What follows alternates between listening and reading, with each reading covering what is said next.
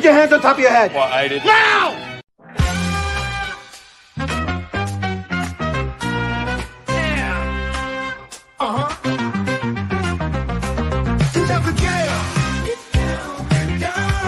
Here comes the jam. Getting down with the truth. The only way he knows how to. Girls all up with his name. We call him the chief. You're damn right. He's gonna get that sucker. Yo, we track down the truth. You know what a track down the truth. You know what they call him. We call him the chief. You're damn right we do.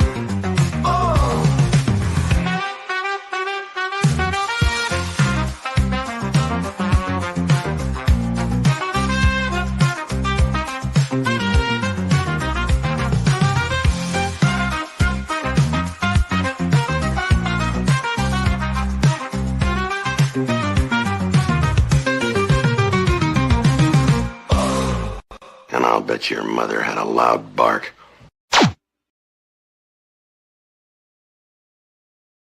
Good morning. This is Morning Coffee with the Chief. I'm your host, Patrick Jordan, here on Pop Culture Minefield. You can catch our show every Tuesday at 8 a.m.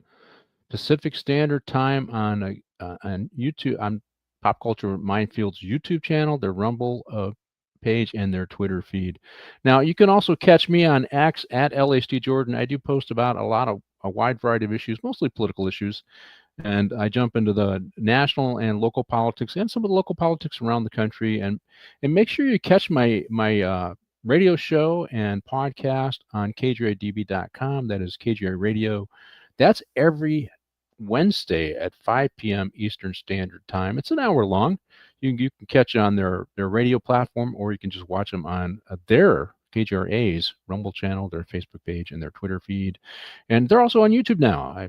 They started putting me on YouTube. I asked them to. They weren't putting the cop shows on YouTube on KGRA because some of the guys went way too far, and YouTube was ultra sensitive on censoring. But I didn't think my show had that problem. So they put me on about 2 months ago, and I have not had any strikes on YouTube for my show, Briefing with the Chief. So catch me at KGRADB.com, Briefing with the Chief, like I said, every Wednesday at 5 p.m. Eastern Standard Time. Now, today, we are going to do a show, our movie, The Little Drummer Girl. And I wanted to do this movie because Diane Keaton stars in it, and she passed away recently. And we kind of do.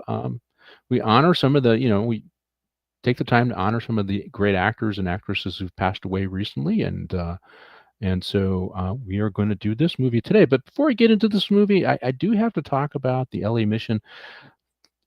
Thanksgiving is coming up, and Christmas is coming up. Those are big events for the LA Mission. They use the holidays to bring folks to the mission and hopefully get them to accept the opportunity to integrate back in society. And they get them a meal for the day, but it's also an opportunity to talk to them and give them a chance to get off the streets, make a decision to get off the streets and reintegrate back into society. So on Wednesday, the day before Thanksgiving, I'll be down there serving meals with the rest of the LA Mission volunteers. I am on the board. So I'm asking you to go to losangelesmission.org and make a small donation today, $25, $50. That'll help them get through the holiday season and feed some of the folks on the streets down there in LA. It's interesting what's going on with the homeless in LA. You're beginning to see a discussion that maybe some of the policies that they're using here in LA are not working. And you're also beginning to see Bill Asaley, the U.S. attorney, is beginning to dig into where that $24 billion that we spent on homeless went. And guess what? They're finding some corruption. Not surprising. But the Los Angeles Mission has been around for 85 years, and they generally do not get money from government. So because they make the sign of the cross there, they have a faith-based element to their programming. So like I said, look them up at the losangelesmission.org and make a donation today.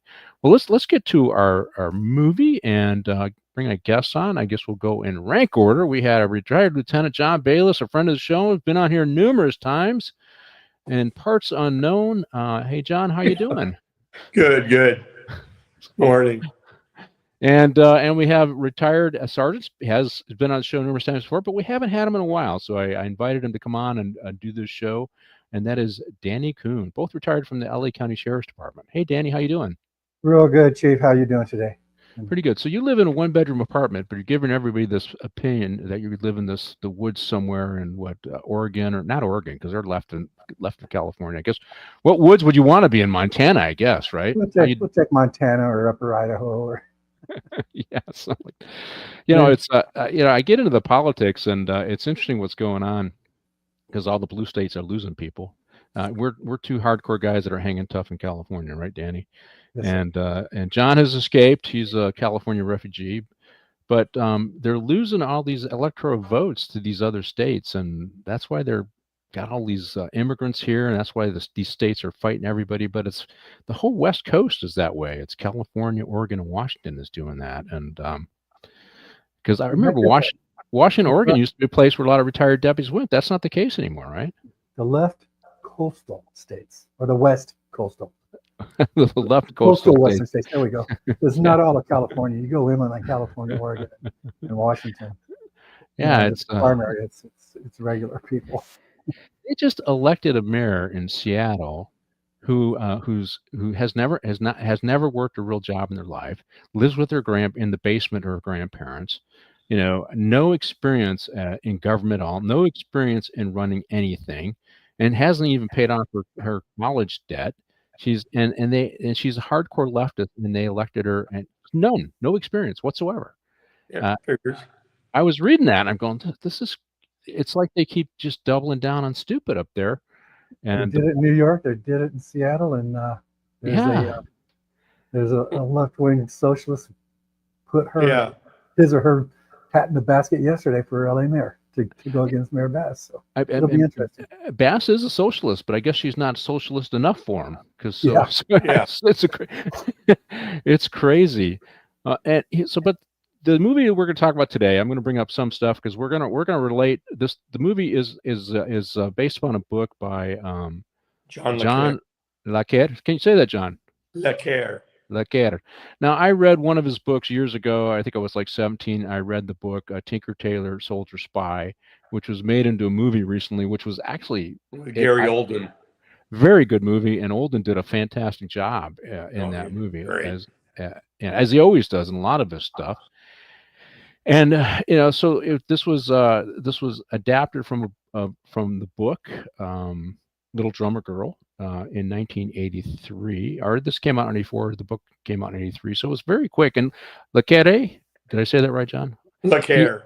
Le Carre. His stuff was real popular back then. He was kind of like the Clancy. What's that guy's name that writes all the spy stuff? Tom Clancy of the day, back in the day. And he wrote about a lot of the spy craft and spy stuff that was going on. And this one is about the Israeli PLO conflict. And so this has been going on since 1948, and it was hot and heavy in the 60s, 70s, and 80s, which is what this time period is about. And I got a picture. A lot of these we do see some European leftist terrorists in this movie, and and they take their inspiration. Hey, Gambit, they take their inspiration from the Bader Meinhof gang. I think I got a pic of the Bader Meinhof gang, Martin. And let's see here. And they were what? I thought I sent 3 pics. You got the pics? Oh, no.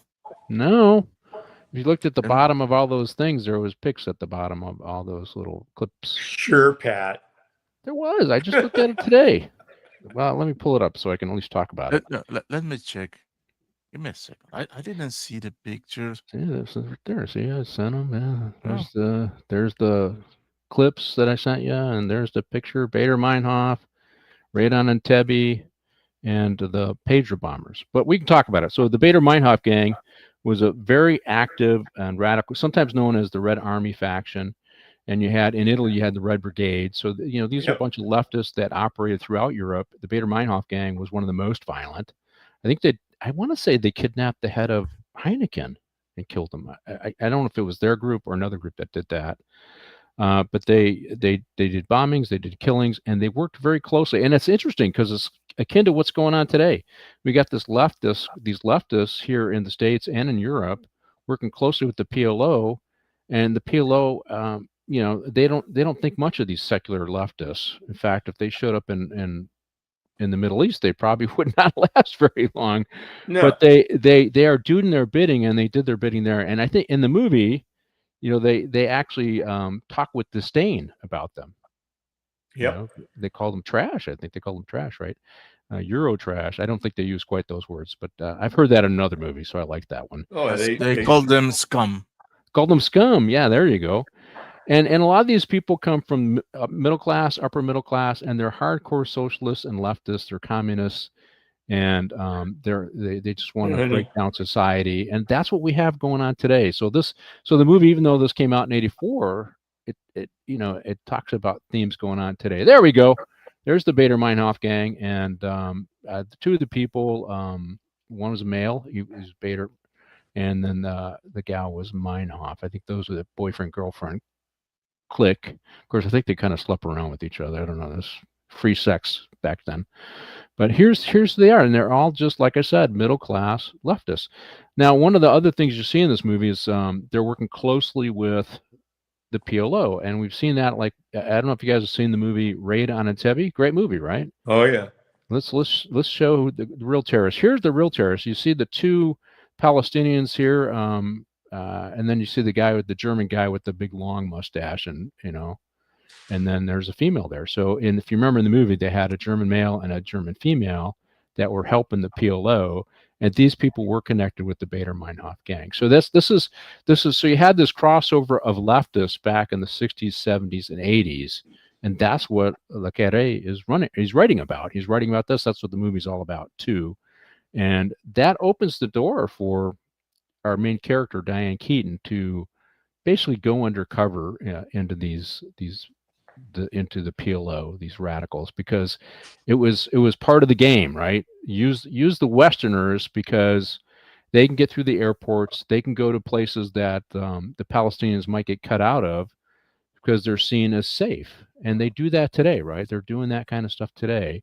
They're recruiting Westerners. And the other one, I do want to talk about this because you see this is a very ambitious plot in this movie, and I won't give away the plot too much, where the Israelis are using our main character to find their target, right? Their target is who's the real bad guy here? I want to say Khalil, but where is his name here? The bad guy. Yeah, well, I think it is Khalil. Khalil, right? So the bad guy. So the goal of these guys is to get Khalil, who's a bomber. He's the one doing all these bombings, and that's their target. And they're using a white European Western person, Diane Keaton. She's not European, she's American, but they're using her because she can get through the airports. She can carry stuff they can't carry. They're going to get stopped, and they're using the same strategies today. Hey, how you doing? Raid by Nature, welcome to the show. And but I want to talk. The Israelis are very creative. They just continually up their game. That's seriously. Diane cut her hair and dyed blonde. It looks like Arch. Hey, Chief. All right. So let's throw do you got the next picture, Martine? This is the pager thing. And this is I just when this happened, this was recent, right? Yep. Where the Mossad did this to Hezbollah. I just was stunned at the audacity, and you kind of see a little bit of the audacity in the book, and that's of these guys and their spycraft. Because so first they have to go ahead, Martine. The detonation was recently. The whole operation started like a decade ago. Oh, I know, and that's the patience, and the just wait for your opportunity, be patient. Well, even though think about this, Martine. So they had to convince. They used the cell phones to find the leaders, and they killed them. Right? They said, okay, we can't use cell phones. So then they decide to. Somebody tries to sell them pagers, analog technology is harder to track, and the Hezbollah goes for it big time. And of course, the Mossad is ready. They've already got into the pipeline, the supply pipeline. Probably offer them a deal. Hey, we'll give you 20% off if you buy our pagers. And they only explode once. And and I mean, think about it, right? And then get them, and then I think they seriously wounded like 3,000 Hezbollah mid-level manager and up, and killed, I want to say 400 is so awesome. But what a little talked about was the next day was the walkie-talkie bomb. So they had also given walkie-talkies, with just a little president inside. And obviously they realized, okay, we used the pager bomb. We got to follow up and get rid of our walkie-talkie bombs, because otherwise they're going to start looking at all their devices, and they blow them up and they kill a few more the next day. So awesome work by the Mossad. I mean, I probably people who support the PLO don't feel that way, but I'm just the creativity. It doesn't matter what side of think about the creativity and the patience. What do you think of this, John? It took years. Those people were using those pagers for a couple of years. They finally said, okay, click, and boom. Wow, that's some scary shit. Yeah, I can imagine a message on it. Hold close to your face. Well, what? Yeah, what'd you think of that thing, Danny? Mossad. So we're going to see a little bit of the tenacity and the creativity in Mossad, but that's cool, right? That shows what they're all about. It was a way cool operation. It's still, to think it took 10 years. I don't have that much patience. And then the whole thing is, how do you build 10,000 pagers, or how many they built, all with little explosive devices on them, and spread them out? It's just the logistics of the operation is wild. Oh, yeah, huge. The great thing is they didn't have to spread them out. They just delivered them to Hezbollah. Yeah. Oh, okay. Oh, Hakeem, you're one of our main guys. You get one, and all the important people. Because back in the day when they had pagers, I know you were working you were back with the dinosaurs, Daniel, right? So eventually we did get pagers. Yeah, even on the sheriff's department, the cool guys got the pagers, right? Yep. Right. So think about that. Organizationally, the cool guys, the important guys at Hezbollah got the pagers, and they got the surprise. So I just think it's just creative, and you see that creativity in the movie here. But what'd you think of the movie, John? Personally, I didn't care for the movie. It was cheaply made. It was more like a B movie. Yeah. Production values, the whole storyline. Then they cut it up too.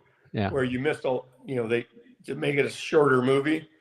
And I thought, personally, Diane Keaton was way over the top with her acting in several instances during the film. Yeah. I can't think you're going to pick somebody who's so emotional like that, who's going to be doing this kind of stuff, right? Exactly. And, something else, when I was reading about the movie and the book, several people, it didn't make a lot of money, the movie. Right. A lot of complaints from observers that says, I read the book, and it's supposed to be an ingenue, somebody like 2021 that just came out to become an actress, and she was too old for the part, and she was way over the top. A lot of complaints about that, but overall, it was a cheaply made movie.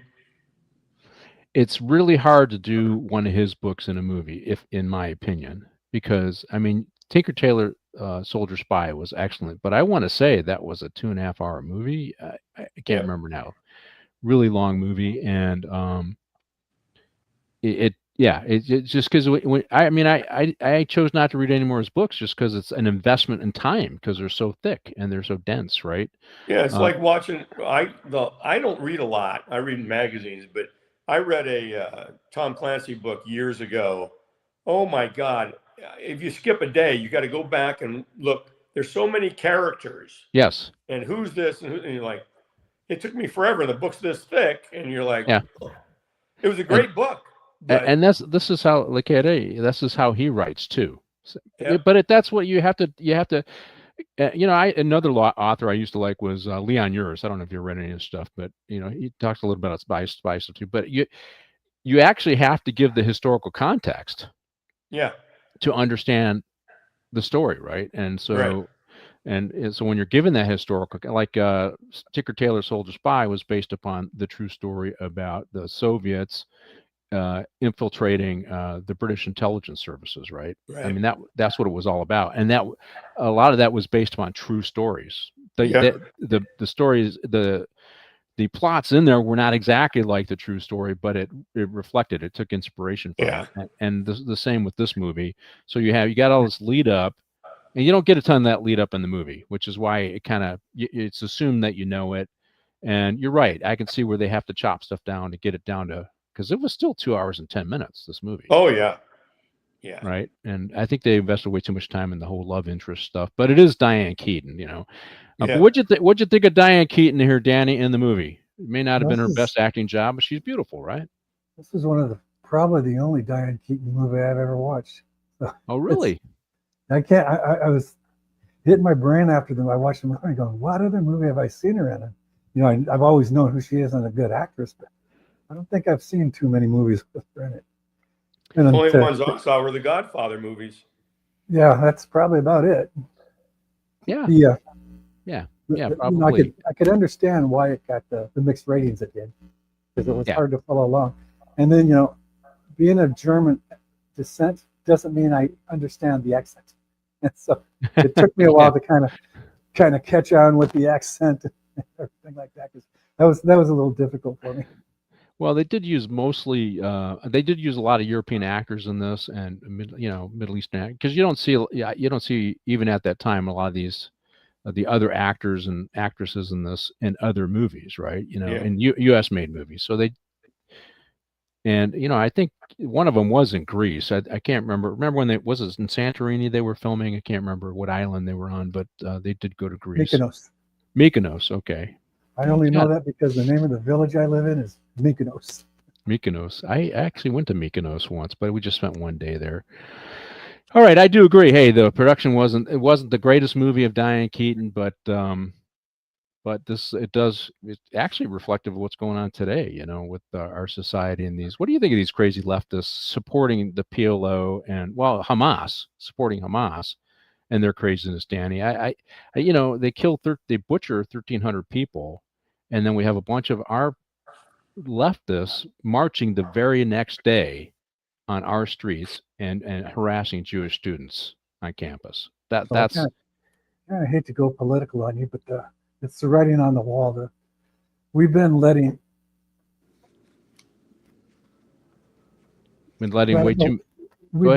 radical Islamic terrorists into our country for a long time. And you go back, when after Black Hawk Down, the Somalia thing, we let in so many Somalis, and then instead of distributing them throughout the United States, they all lived in certain geographical areas like Minneapolis, and Minnesota. Minnesota and forever.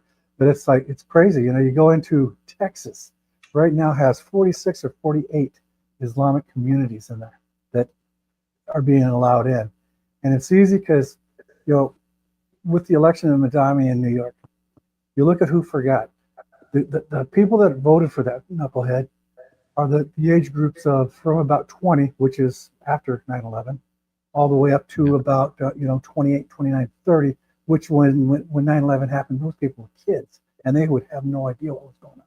Yeah. So it was easy to indoctrinate them in our school system, which is allowed to do. And it's crazy. It's stupid. I can't believe we're letting this happen. And,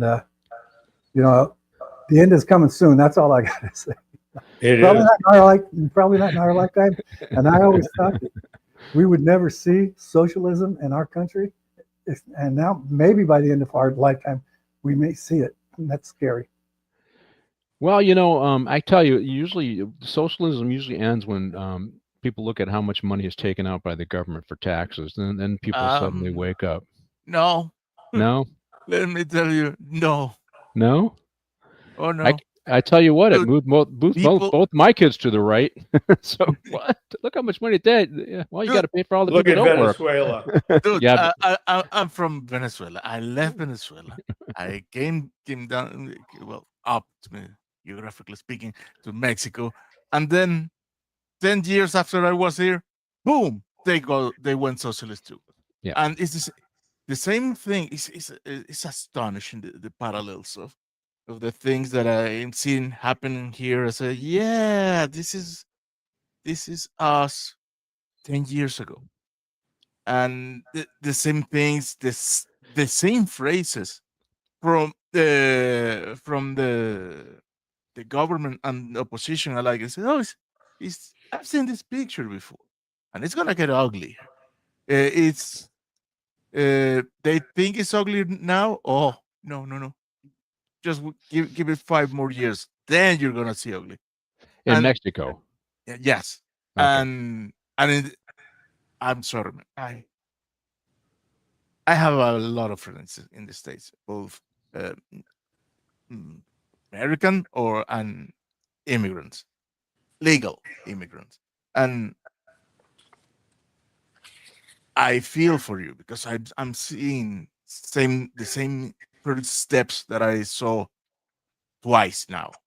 And it's the same steps, the same pattern, and the same denial of the people saying it will never happen here. Yeah, I have heard that shit two times. I do agree with that because Canada is also going leftist. Mexico is going left. We're surrounded, So yeah, but Canada's going to get their butt kicked, and they're going to change. And UK is finally looks like Starmer's on his way out. Yeah, that's good. Well, as we do this discussion, I think we probably need to roll the first clip, and I called it the Middle East, and this is we're kind of talking about the history of the Middle East. And I just, I've been to Israel, and I got a tour of there, and I was a tour with some IDF guys, and it's interesting because this has been going on since 1948. This death match between the Palestinians, which are pretty much propped up at the time. They were propped up by the Soviets, right? And then after that, it became more of a nationalist, a Ba'athist kind of the Arab nationalism kind of propped up, but with some Soviet support, China stepping in, and then it moved on to Iran being the primary supporter. And Iran just got their butt kicked by Israel and the U.S. So here's an interesting one I got to talk about. So here it is. This is our Eurotrash, or scum, as they say, delivering a bomb that's going to blow up a target, a diplomat, a Jewish diplomat, probably in Germany, but it could have been anywhere in Europe. Yeah, and his child. And she sees him. She knows the name. And this is the start of the show. And as in anything, what we eventually see after this blow up, they're doing an investigation, is the signature of the bomb identifies Khalil as the bomb maker, and then that becomes the target for the Mossad, is to get Khalil, who's bombing. And this was going on in Europe, and the Palestinians were bombing people, and the Jews were getting them back. And it's been a death struggle since 1948.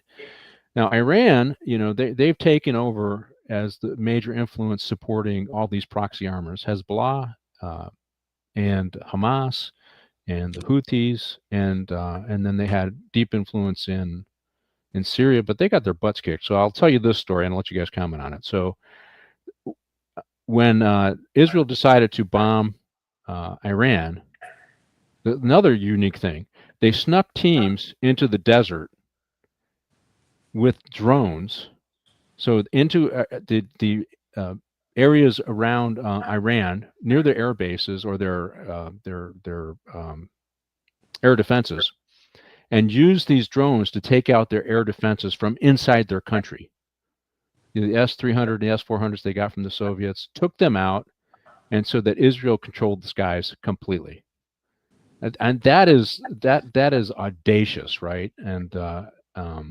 And that's what they did recently. I don't know if you heard that story, Danny, but I thought that was awesome. Yeah, I heard that, and it's the same thing. I thought that was awesome. I go, you can't lose when you can do that. Yeah, it kind of reminded me of some of the forward units in Desert Storm and the global war on terror. How our Air Force guys were able to infiltrate in there so they could set up and get the GPS markers going on for the No. What do they call those? They call them forward observers. Forward observers. Forward air control, right? Something like that. Yeah. AFCs, yeah. And but that's I just thought that was awesome because it just shows, okay, they've spent billions on air defenses, and Israel spends millions to take them out. And just awesome stuff. And it was interesting because even though Iran wanted, and then they targeted all these Iranian officials, their military officials, and just kept killing them until Iran yelled uncle, right? and I mean, they launched a couple. They let them. It was interesting how Iran finished it, right? This is tense. So Iran, oh well, we're going to fire back. Okay, all right, U.S. and Israel, we're going to fire back. We're going to fire at these locations. We're going to fire 200 yards past your base. We're going to say we hit you, and then it's over with. Okay, so they tell them. So to end this, Iran has to tell them, okay, we're going to fire at you, so we can tell our people that we fired at you and we killed a bunch of you, even though we're not going to kill any of you. We're going to tell you where the missiles are coming from. You can shoot them down, but they won't hit any of your bases. That's how they ended it, John. Right? So they were on their knees for Iran to do that. What do you think, John? All right. Yep, absolutely. Yep. So we see here they're going through the bomb. I don't know if you guys know anything about the bomb. They go through the bomb, and there's certain signatures that any bomb maker would make. And here's Mossad looking at it, getting information, and they confirm that it is their guy Khalil that's doing it. This is whatever, forensic evidence 101 with bombs, though, right, Danny? Yep. This is typical stuff. Typical stuff, yeah. Every bomb has unique signatures and everything like that, and that's how they're going to find you. Nothing is ever totally destroyed. Yeah, and it's even if they might change up a little bit, they'll still use the same chart, because I think the Unabomber was one of those guys that tended to use the same signature, so they were able to connect a lot of his bombings together. And of course, they got him by his writings, but and when you're going after bombers like this, it does take time. Sometimes you need several bombings to link the pieces together and to develop a picture, and then how you can narrow down how to go after them. That's gumshoe police work 101, right, John? Yep, absolutely. And by the way, the female bomber. Yeah. Did you ever recognize her? No. Who was she? She played in Tombstone. She was Kurt Russell, Wyatt Earp's common law wife in Tombstone. Really? Yeah. She's not a big name. Her name's Dana Wheeler. But yeah, I knew I'd seen her before. I had to do some research. I'm looking at her. I don't see her on the main cast. So, okay. All right. Well, she's a beautiful lady, too. Yeah, and this guy right here on the right, yeah, he has played in so many other movies as terrorists. He's got he's played a bad guy. Look. Yeah, he plays usually plays the bad. And I saw him. I go, is this the bad? No, he's one of the Mossad. And here's the signature thing that they know it's Khalil, because I guess what Khalil does is if he has his extra wires, he ties it up and drops it in the bomb, and that has become his signature that he does that. That's a habit. He does that. And that's unusual. I mean, not unusual. I think we've had a lot of serial bombers in the U.S. where that, they tied the signatures together and it's them. But here's the thing about the Mossad and these guys is they don't need probable cause, right? they're not building probable cause. They're not worried about making cases. This evidence is all. It's Khalil's our guy. Now, how do we get to our guy? And how do we eliminate our guy? Yeah, they might kidnap him if they feel they're gonna get some benefit out of questioning him, but killing him is a reasonable strategy for them as well, and that's what you see in the movie. But yeah, there's a difference between probable cause and just taking out a spy, right, John? Oh yeah, they they got any shred of evidence. Hey, it's done. They don't need what we need.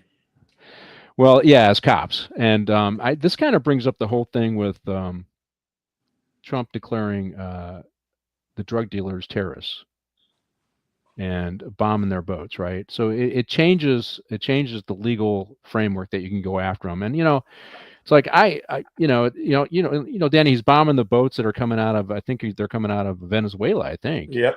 And I'm kind of torn on this because I think, well, why don't we just do it with the law enforcement? Just pump up our law enforcement, give them the resources they need, and let's start taking these jerks to jail and prison them and all that other stuff. But I'm not against his strategy. I just would, I think I'm a little more comfortable with the law enforcement strategy. But I'm not losing any sleep over these guys getting bombed. Not at all. They're selling stuff that are killing people in our country. 100,000 people died of overdose deaths each year for the last several years. So I'm not losing any sleep over the strategy. But I think I probably agree with more of the law enforcement strategy than bombing their boats. But this is akin to the same thing, right? You're killing our people, we're going to kill your people, right, Danny? And believe me, I do not shed a tear either because those bastards are victimizing my people too.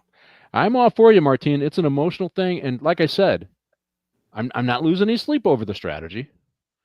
I'm not, No, I'm not losing any sleep. But I do think we could bump up our law enforcement and maybe have just as much impact.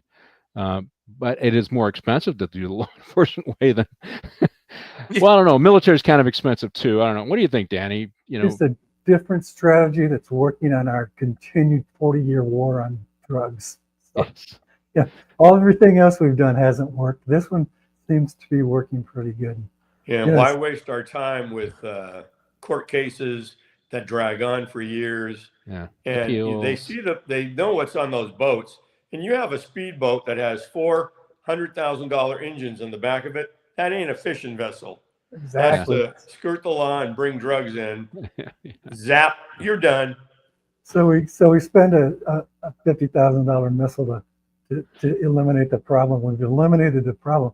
Unfortunately, there's enough people starving in Venezuela that'll get on these boats and try to get them over here because there's still a lot of money involved in it. Yeah, I'd be curious. Okay, so do they do 100 boats and we get 3? I mean, I don't know. That's the math. Curiosity, and how many boats we have to blow up before there's a real deterrent, and people say, I think I want to use a submarine, right? But we're catching submarines too. They got the submarine. We've been catching submarines off our coast for years. Yeah, narco submarines. So the narco submarines. But what was it? Yesterday, the day before, they blew up a narco boat in the Pacific, which is probably coming up in Panama or something like that. Let's roll our scene with Diane Keaton. We can keep talking. And so, Martine, as you roll this scene, do you think the bombings of those boats will have an impact? And people say, oh, I don't think I want to do that. Or do you think they're so poor in Venezuela that they'll find people to do it? I don't know. Yeah. Over the course of the years, my mindset has changed.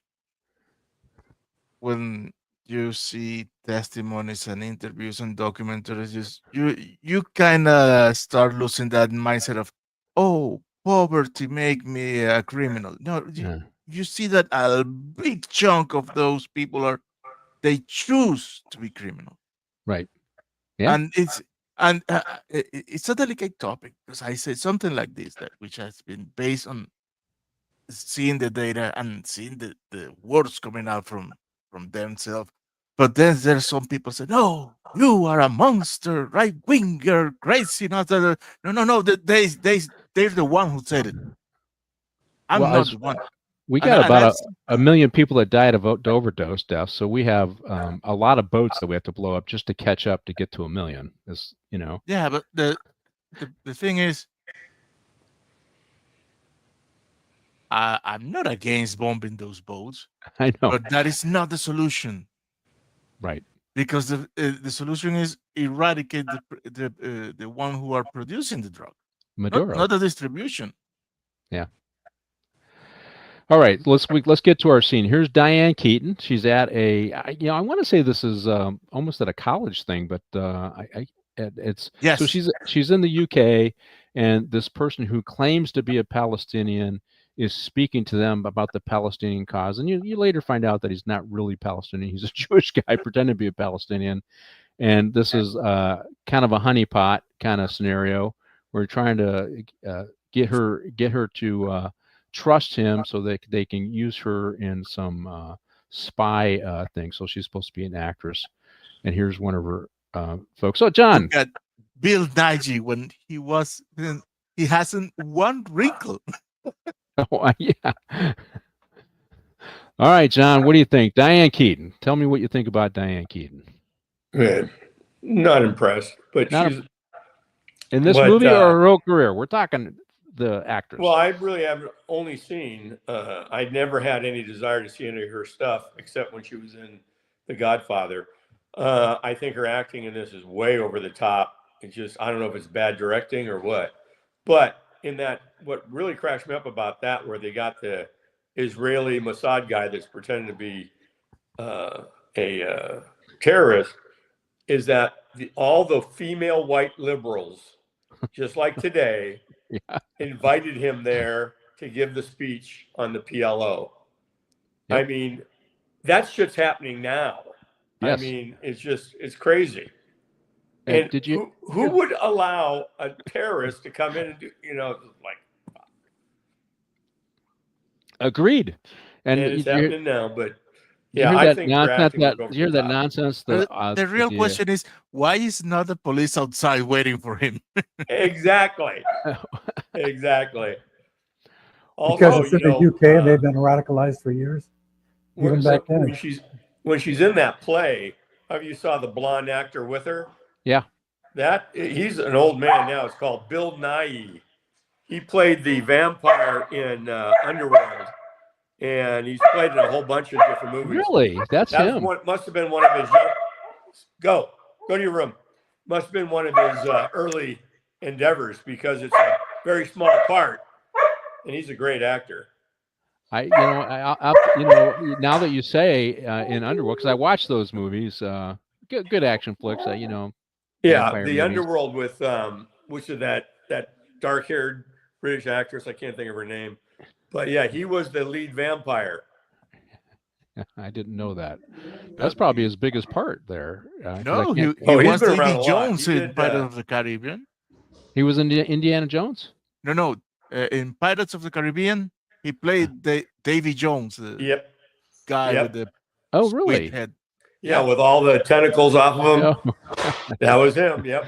Oh well, you can't really recognize him in that film because all the stuff here. But yeah, so this is kind of a honeypot. He's charming. All the girls are, like him, but their goal is to target Diane Keaton's character, and they use romance. I call it honeypot because that's a thing they use in get the good-looking girl. We saw it with Eric Swalwell, who's now thinking about running for governor here in California, right? Danny Coon. This cute little Chinese gal saddled up next to him and influenced policy, got information, and she was working for China, right? She's the honeypot, right? Exactly right. She was a communist spy. And this guy is so narcissistic, Eric Swalwell, that he believes that somebody as beautiful as her was actually interested in him. It's like why would she be interested in him? He's arrogant. Well, yeah, I'm trying to figure out why his wife's still interested in him with all this. Yeah, absolutely. Absolutely. So, the reason she's interested in him is because he's scamming our government for billions of dollars every year. As it's being laundered through Ukraine and everywhere else. Yeah. I know you don't know who we're talking about, Martine, but Eric Swalwell is a congressman he's just over the top. He's just a jerk. He's the one that was with Fan Fang and yes, and ripped ass in an interview. But he actually believes that. Oh yeah, she wanted to be with him, right? I mean, this is how the honeypot works. You get the good-looking girls interested in you, or the good-looking guy. I mean, because and they snuggle up next to you. Because you see this in this film too. One of the Jewish guys pretends to be a lover of a Palestinian guy and kills him, right? And you see that in here, and that goes on in they use honeypots to capture these guys and get them interested and get information. And yeah, go ahead, John. Go ahead, Danny.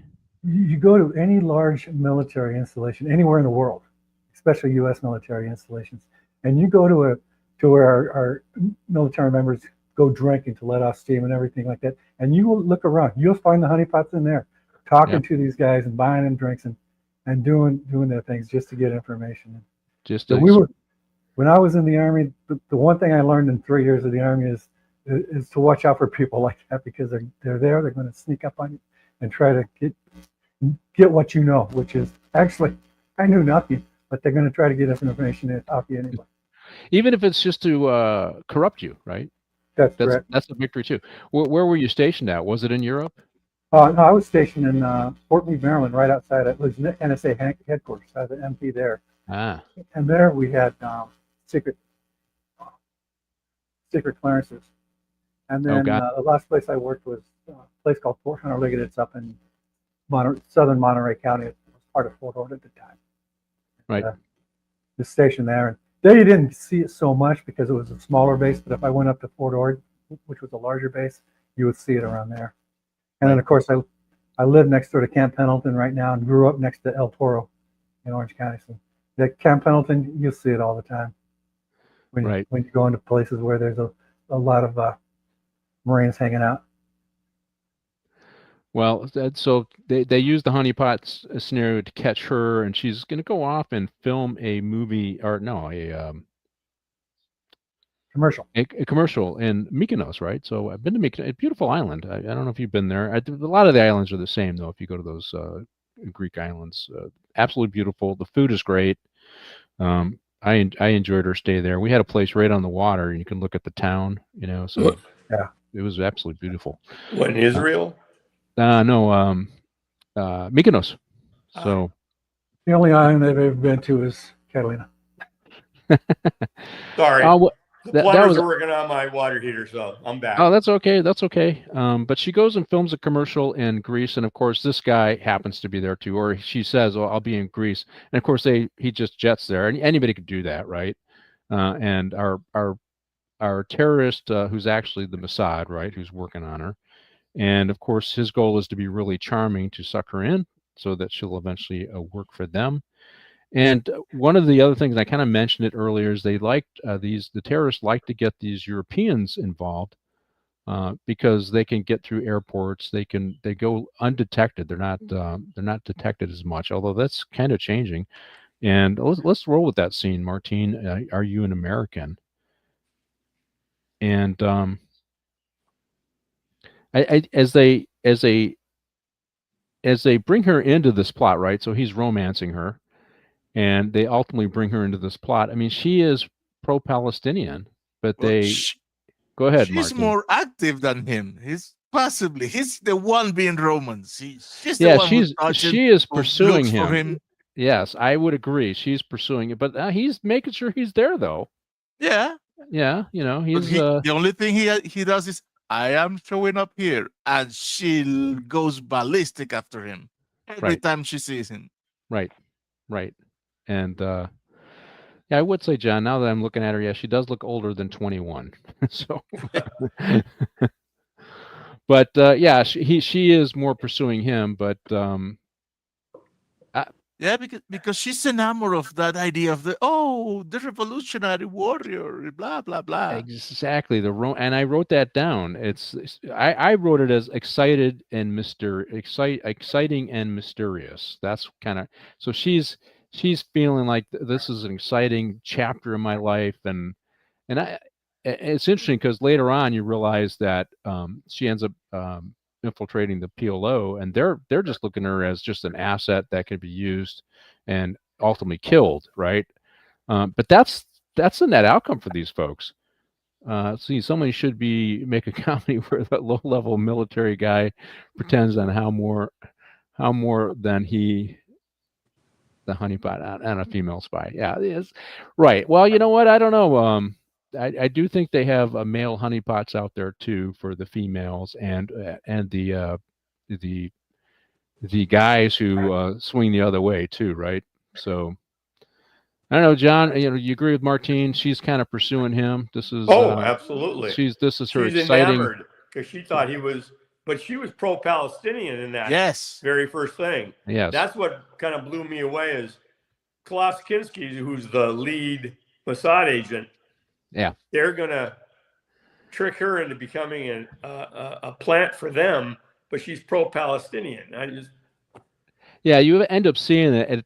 To me, they don't do enough in the movie to show the flip, why she flipped, right? They kind of imply that they're working on her for days and convince her to work with the Mossad, because they eventually come clean as to who they are. She flipped for her honeypot because at that point, but she's so into him that that's so hard for me to believe, Martine. I don't know. Whoa! It's the same thing that terrorists do with the European girl. It's the same exact same thing.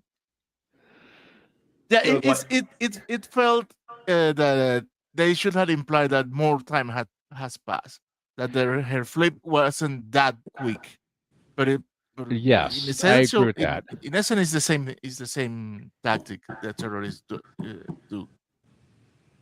And she Oh, keeps, baby, I love you. Help me kill yeah, people. yeah, I know. I don't get that, because I mean, what's in it for her other than the excitement? Maybe that's it, right, Danny? Just the excitement, No, it took Joseph 14 years to flip her because she went from 21 to 35. Okay. Well, it's dude. When people get in love, we made some stupid decision. I have seen girls of good families abandon everything Oh because yeah, they yeah, yeah, yeah. love that narco guy. But did they really flip her? They had her convinced that they were part of the Palestinian thing. And Right, they did. when they went and they blew up, or they planted that fake bomb later on to show that they were the Palestinians going to take out did they really flip her? Or did they just have her so confused on who's, like me when I was watching the movie, who's who in the zoo and who's working for who? Did they have her so confused that they had no idea? She was very confused. On who's who. They take her and they go, well, we're going to plant you in. And then they plant her into a Palestinian terrorist organization training camp, and it was Joseph that did it.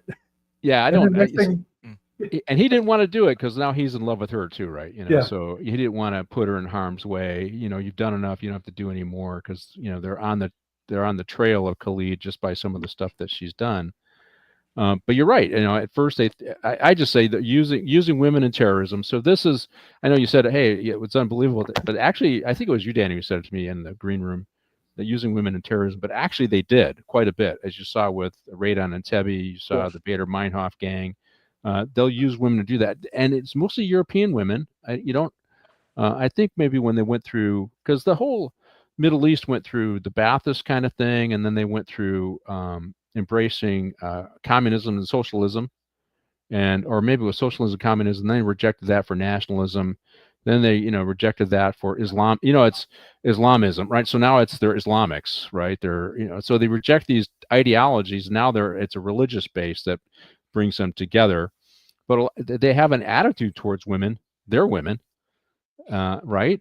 But they'll use Western women. I think pragmatically, because like I said, they can get through airports, they can get through train stations. They go unnoticed in comparison to Arab men. So here's Khalil's brother, right? And so he was involved in the bombing that killed the Israeli diplomat. And you're right, they did have a bombing where they wanted to target an academic, a Jewish academic, that they faked with her. But here's his brother, and they're trying to get information, and they're pretending like they're German police, but they're actually Mossad. So, and you can see with the whole pager thing that I led with, this is not in the tradecraft, the spy tradecraft of the Mossad. This is not, and this guy was the author was deeply researching this stuff. This is probably not unusual for the Israelis, right, John? No, not at all. Yeah, and it just shows you what does it take. I used the word earlier when we talk about the pager bombers. It takes patience. Big time. Those people had those pagers for years. Yeah. And they were waiting for the right time, and boom. And I was really cracks me up is nobody ever discovered it. Nobody ever had to change the batteries or anything. Well, maybe they changed the batteries, and the explosive charge was, how they do it. They got the plastic, and then you got the computer board, and then you got the battery, and then the little mechanism that caused the power and the batteries, the board in the pager to work. It's probably was right on that front piece. Well, I don't know. I'm trying to. You never know, but yeah, a couple of years and nobody knew, which is great. Yeah, that's you talking about patience. Ooh. So, but it shows that here too, that they're willing to be patient. They're willing to be. The word I would use is audacious. To get the outcome they want, and they'll do whatever it takes, as we talked about, infiltrating Iran and bombing their air defense systems with drones from inside their own country before Israel sent their jets over. This is who we're talking about, right, Danny? These guys will do whatever it takes to succeed. I think there's an economic terms called Oh no, I can't think of it now. It's the game theory. So they're into this. Like they understand that static defenses and same you have to constantly be creative because it's like the game theory is like it's like going for their flag, right? You have to win. There's no losing here, and you have to look at what you can do to do that. And there's the game theory with those who operate within the boundaries of a certain set of rules, which the Israelis to some degree have to, and the Palestinians don't. So here's your two actors, and they're constantly finding a way to get an advantage on their bad guy, on their opponent, and you see that in this movie, and they don't really. I'm sure the book probably goes into all the techniques they use to break this guy down, but it does show kind of a progress of breaking Khalil's brother down to get information out of him, and they eventually use that information, right? So not unusual, Danny, right? Patience. You think about what the Mossad did here and what they're currently doing now, and you compare that to what the current Chinese government does. The current Chinese government, they have plans out 100 years. Right. Most of their citizens will never see the end of it, or even the makers or the ideologists that come up with these plans. But that's what the Mossad does, and that's what the IDF does, is they think, 10, 15, 20 years in advance. Yeah. It's the one thing I will say is when you think of the game theory and is the other side plays that game well too. As we saw, October 7th should have been something that Israel should have detected, and however, the Hamas did a lot of things underground. They did things in near hospitals and schools, and they maintained. I think the biggest thing is they maintained operational security, meaning they didn't talk over radios, they didn't talk over cell phones to hide it from the Israelis so that they can launch. So both sides are capable of dramatic actions, right? We're not seeing dramatic action. This is more small moves that these spies are making, but it's the same concept. You have to constantly be thinking about how to gain that advantage and what tools you have to get that advantage. And you see that in these movies. And it's interesting because the author, if you read one of his books, you see a lot of that constant back and forth and this constant evaluation of their enemy, how to gain advantage, getting information that'll let you get into their ring or their group, their terrorist cell, right? That's probably the right word. So there was a KGB spy, real life thing, KGB spy, who flipped over to the UK. And when you look at how the story is, it was small, minute little moves like you see in this movie here, where it just everything they did panned out. He eventually got killed by using plutonium in his yes. And I think you remember it was a Dateline, 2-hour Dateline show. Yep. It was watching that and just seeing how they operate. The spy network is operated bizarre because it's slow, calculated. Yeah, and not real beautiful or outlandish, just sneaky, crude. I think so. This author, Tinker Tailor Soldier Spy, it's Philippi, I think, is named one of the spies. So they found out that some of these guys were radical leftists in college. They fought in World War II, and they targeted them when they went in intelligence services. One of them was, I think, gay, and so they targeted him with the honeypot there. And this is why they didn't want any gay people in the intelligence service, because they saw it as a blackmail thing, right? Because a lot of people were still underground about that stuff in the 40s, 50s, and 60s. Yep. But that's how they undermine British. I think it was MI6. Their whole intelligence services, and that's all based upon true stories. I don't think we have time for our next scene, Martine. So are we queued up for our break time? And we'll take that, and we'll just have to speed up the second half of the show to get caught up. All right. See you guys in 2 minutes. Yep. There's only one location on the internet where you can get it all: movie, TV, and comic industry. News and rumor analysis, official scoops from Geekosity magazine, reviews, and interviews. So, when you need it to be Sunday, there's only one place to go, mate. Pop Culture Minefield, where they're always talking nerdy nerd stuff. Right, jog on then.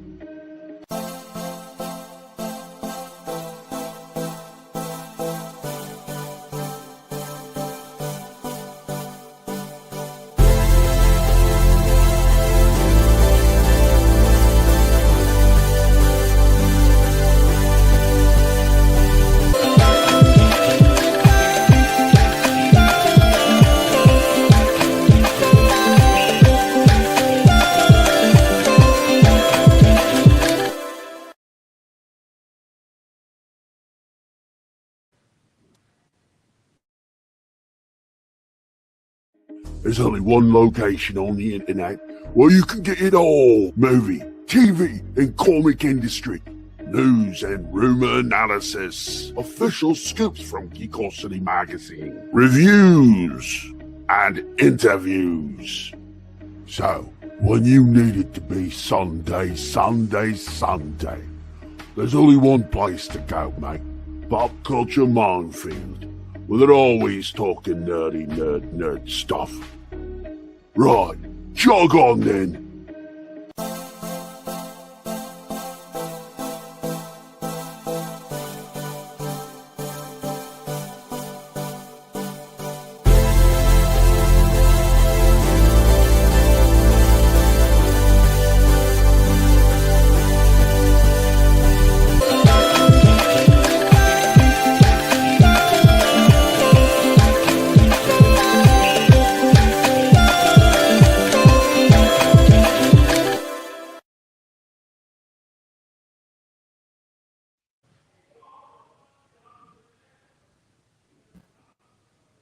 Welcome back to Morning Coffee with the Chief. We were going over the movie Little Drummer Girl in kind of honor of Diane Keaton, who passed away recently. I wouldn't say it's her best effort, but, we try to stick to crime-related stuff on this show, and that's why I picked this movie.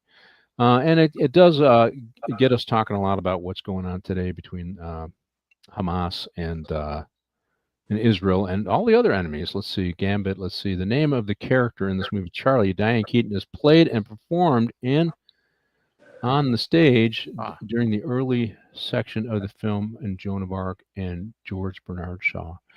Joan, 1929. Okay, well, thank you, Gambit. And hey, thanks for all the other stuff. I noticed you put some other movies up there that kind of have the same theme. And anyways, okay, so let's roll with the next scene, and this one is Israel's spy game. And I've been kind of talking a little bit about this already, but I think if there's a intelligence service that does a better job than the Mossad, I don't know who they are, because these guys are really good. Obviously, our own intelligence services can be good at times, and it's interesting because when you read about what Israel values in terms of intelligence, they place an emphasis on getting human intelligence. They'll use all kinds of other efforts to gather information too, but putting spies in these cells or in these organizations to gather information, they'll do it. And it's interesting. One of the reasons why October 7th happened, I don't think people know this, is there was an effort to normalize relations between Saudi Arabia and Israel, and to stop that, Iran wanted allowed this attack to go through, because if you normalize relations with Israel and more moderate Arab states, it reduces the influence of Iran in that area, and so they didn't want that to happen. So if Israel is in an active fight against an Arab friend, then other Arab countries cannot make those deals. That's part of what was playing out there. And but here's Khalil's brother, and using a little bit of stripping him naked to help break him down. That's probably not unusual. Klaus Kinski. And so, all right, talk about this actor, John. I think you got some information on him, huh, Klaus? Yeah, that's Klaus Kinski. He's a German actor. He's been around for a long. Well, he passed away a few years back, but he played one of the first gunmen in A Few Dollars More and Fistful of Dollars. Yeah. Versus, Clint Eastwood. Yeah. He played a crazy that. gunman in that, and he was like 35, 40 then. There's was another a movie hell of called an actor. Nosferatu where he plays a vampire. outstanding acting. And he played in Dr. Zhivago and many other films. He's been around for a long time. Now I remember him in the Fistful of Dollars. Now that you say that, John, obviously with blonde hair, and I can't think of Dr. Zhivago, the role he played there, but yeah, I can't remember. Another great movie, Dr. Zhivago. It takes you a little bit. You have a few hours of your day to watch that movie, but it's a good movie. Yep. But here, I think he's coming clean. These are Israelis. They're Mossad. We need you to work with us, and not unsurprisingly, a lot of terrorists flip, right? I mean, come on, Danny, right? Bad guys flip. They talk. Bad guys that flip.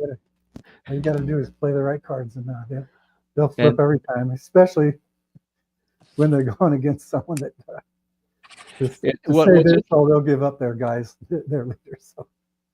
Yeah, they think they're going to save themselves, but they'll flip on their brothers. And it's interesting that you watch the progression of tactics used, and these guys know, oh, we got him now, right? As he crawls over to the colonel, looking for sympathy, we got him now. And so they were going through the progression of likely triggers to get this guy to flip, and they found it, right? This is why they're good at what they do, right? They flip people. Go ahead, Danny. I would flip anytime. If you started banging my feet with shrouds of bamboo, yeah, I'd be flipping too. That hurts. But what's worse is looking at this old teletype machine, which we all see. I know. I was going to ask you guys about that. The teletype and the green computer screens. Did you notice like the DOS base? Background, old school stuff. And then, of course, the teletype machines, which was still big and God, we still were using those, I think, into the late 80s, right? Into the 90s. Well, the 90s, yeah. I don't think we got teletypes. We got a teletype, but get the teletype broadcast that would be on the board, and everybody would read what crime was going on in the area. Yeah, old school stuff, and they're communicating with it. They're sending notes back and forth. And that's their secured method of communication. Then, I guess. So, see, Klaus, a legendary, hard to work with. I think he and Werner Herzog had a big falling out on one of Werner's films. I didn't know that. Klaus was hard to work with. Oh, yeah. Klaus was crazy. Klaus was? Yeah. It wasn't easy to work with. Daughter, that's an actress, Natasha Kinski. Yeah, and it's unbelievable how a guy is so ugly could produce a child so beautiful. It's probably who he married, right? So sometimes they get the genes from the better half, right? So, but there's Diane Keaton again. So now I don't know if this is an important movie where they finally acknowledge that they're Mossad and they're pulling her in, but. You still see the love affair between the two of them.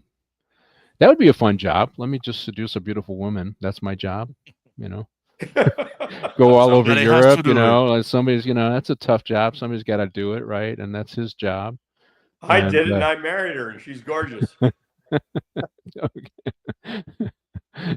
And traveling all over Europe. Yeah, you did go to Europe. You went to Italy, right? So, but the other thing is you got the 70s mustache with this guy, right? That was mustaches were porn big star mustache. Yeah, the mustaches were big back then. So not quite as big now. But I also like the car. I do like this Mercedes that they show here.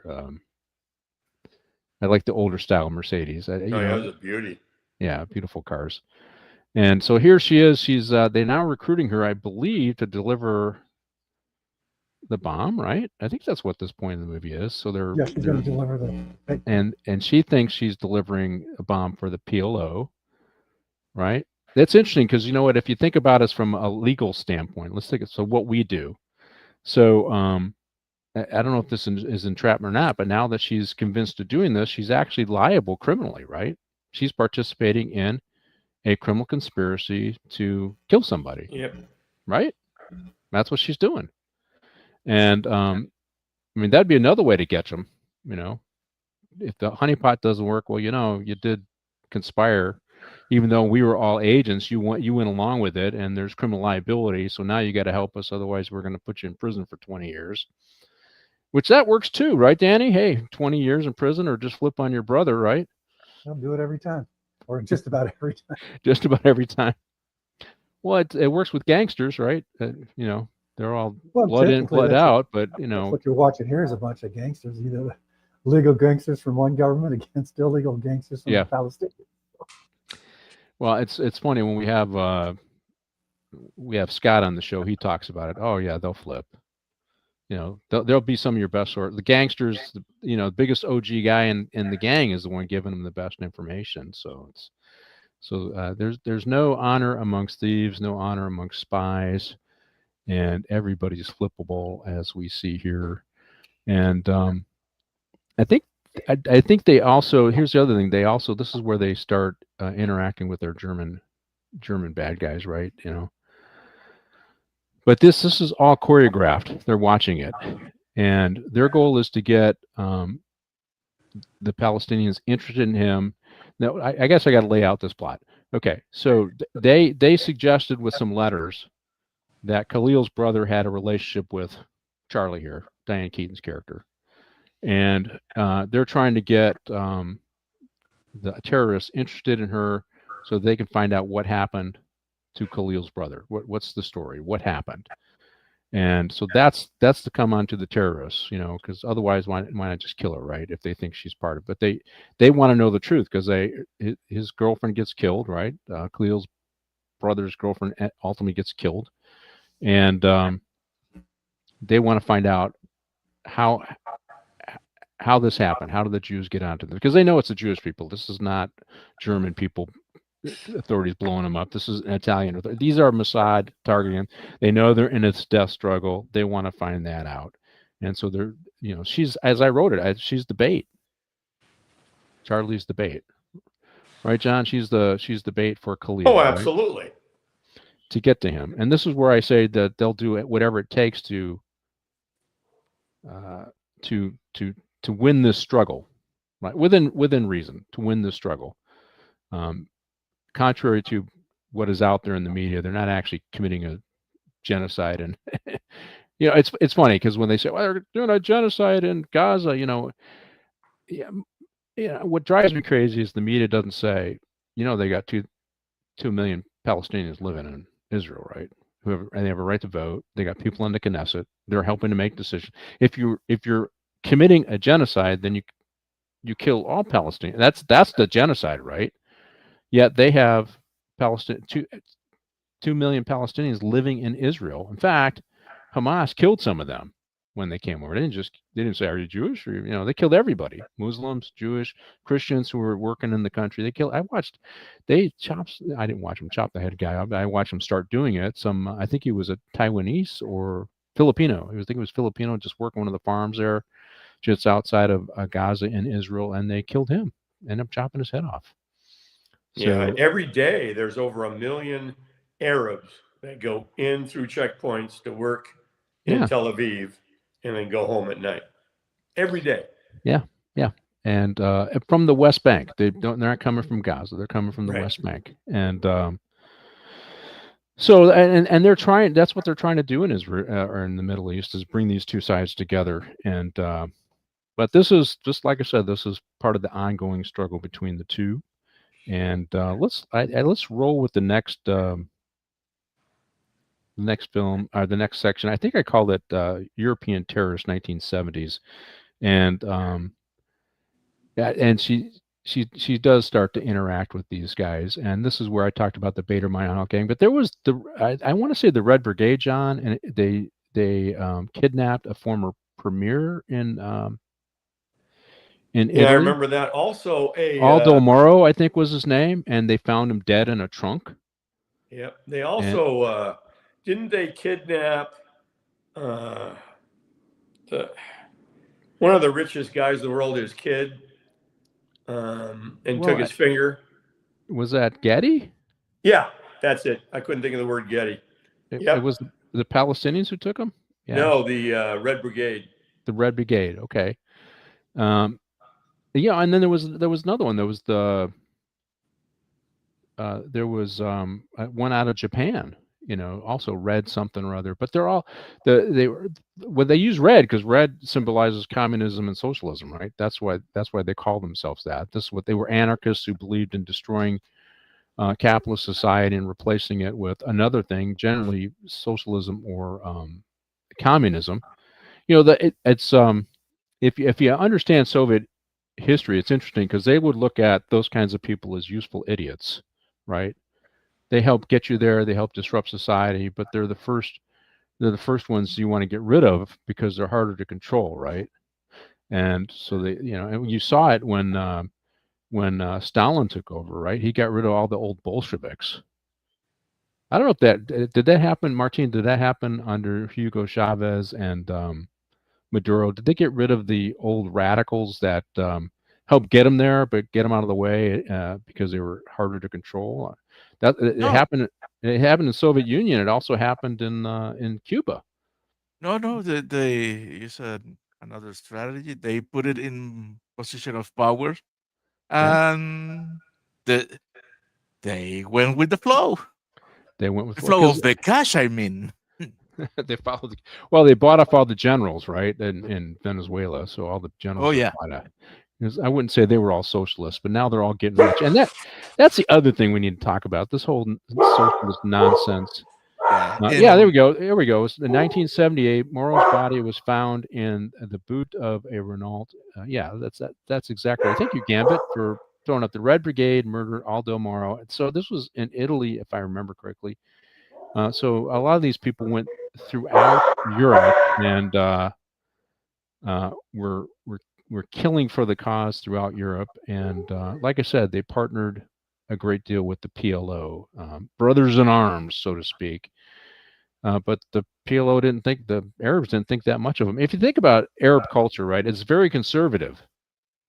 This is what I don't get in the U.S. It's very conservative. Arab culture is very conservative. And it's these secular leftists that are partnering with them in the West, which I don't understand that alliance at all. I just don't. Any thoughts on that, John? Say that again. I'm sorry. The secular leftists in Europe and the United States partnering with the ultra-conservative Arab nationalists. I don't get it. I don't understand it. But or Islamists, and now exactly. It's Islamists. Yeah, because they're all ultra-conservative, right? I recall hearing about radicals that were dedicated to the cause and were happy when the state came after them. Yeah, because it meant they were somebody, I guess, that they were having an impact. They got attention. But I don't understand the alliance between the secular leftists in the U.S. and the PLO because they're just not aligned in values at all, other than not at all. When you see these people that are wrapped in the gay flag saying gays for LGBTQ+2 for Palestine. If they were in Palestine, they would be thrown off buildings. Yeah. This is what I don't understand. But look, Mondami, that just became the mayor of New York. Yep. He's a terrorist. He's a piece of crap. And all those people voted for him, all the white liberals. Mandy Patinkin, the Jewish actor, who says, "Oh, this guy's going to make life great for us." If they were in Europe, he would kill Patinkin. Yeah. Period. Yeah, I just don't. They're blind. So in this scene, we see the Israelis now bringing her, so they've kind of flipped her, and now they're giving a sense of family, right? A sense of inclusion, a sense of importance of mission. That's what they're doing here, and this is by design. You hear the actor Klaus, who's directing this, talk about this. Okay, got to do this, and so they are co-opting and Charlie. But this is not unusual, if you bring a new gangster into a gang, right? Danny Coon, they kind of we're your family. They do the same kind of nonsense to bring you in to make you feel like it's a sense of family and there's a commitment, right? And that's what we see the Israelis doing here. Not that they're the two. I mean, it's similar tactics that you're right to build some level of allegiance to this group. Right. So she's now she has allegiance to this group, people that she sees as good people, family. Kind of happens with gangs and other kind of criminal cells right? Yes, they give them the love and the courage and the understanding, and it's all fake. But just to kind of reel you in, and over time, you're there. And if you don't have money, they'll give you the money. They'll feed you. They'll do all kinds of stuff just to kind of lure you in. And Read by Nature, right there, he's spot on with what he wrote. What's that? Lamas use them as useful idiots. Absolutely, liberals have suicidal empathy. I have heard that before, and that is absolutely right. They were leftists in Iran who cheered on the Ayatollah. Yeah, I know, and they all got killed. They got targeted and killed. It's just crazy. I personally don't understand it. And Mandami, I did do some research. Mandami, 80% of women between the ages of, I want to say, 18 and 30, their dynamic, it's like 84% voted for him in New York. Think about that. Yep. And I've been, I'm helping a candidate run for office here in California. And I told her, you need to start picking up the theme that leftists are not there for women. And I started pointing out themes, and she's getting traction with it. She's still got a huge hurdle to overcome because she's running against an incumbent. And I said, look at the explosion of women being exploited through prostitution, women and girls, since we got rid of lording with intent to commit prostitution. And we have 5 women on the LA County Board of Supervisors because she's running for the board. And not one of them stood up and said, don't do this. Not one. Not one of them said, don't do this.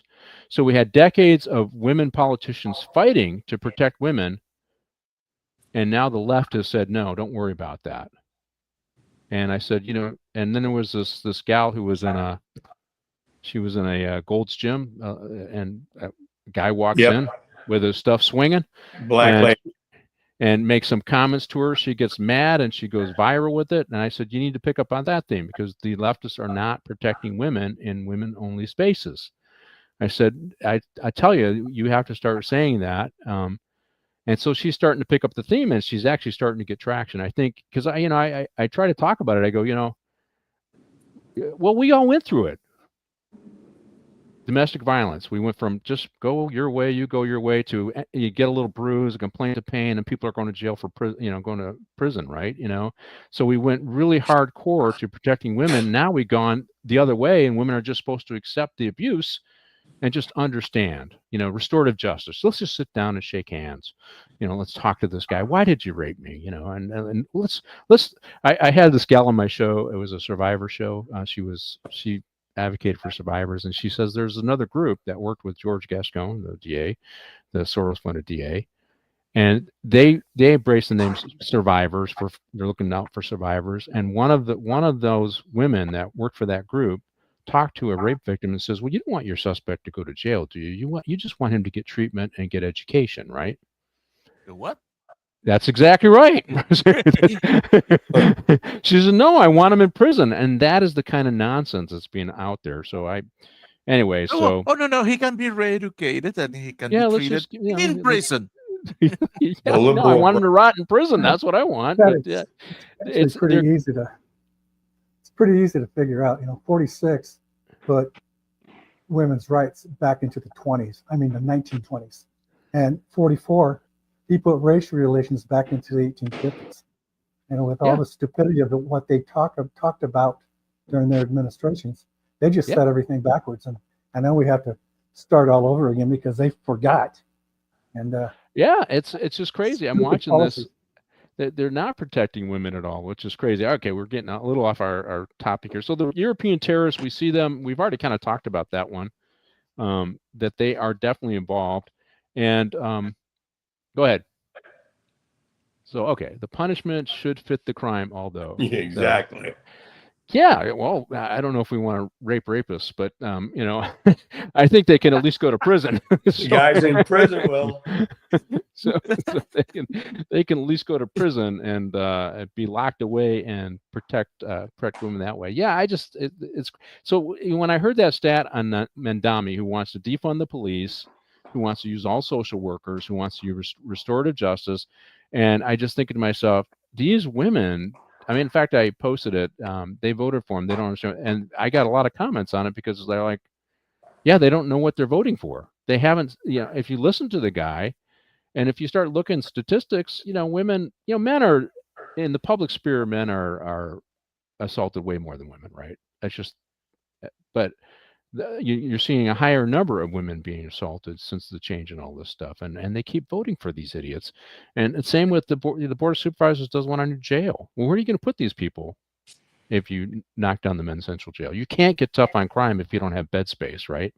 But that's that's where the people suffering the most are people of color and women.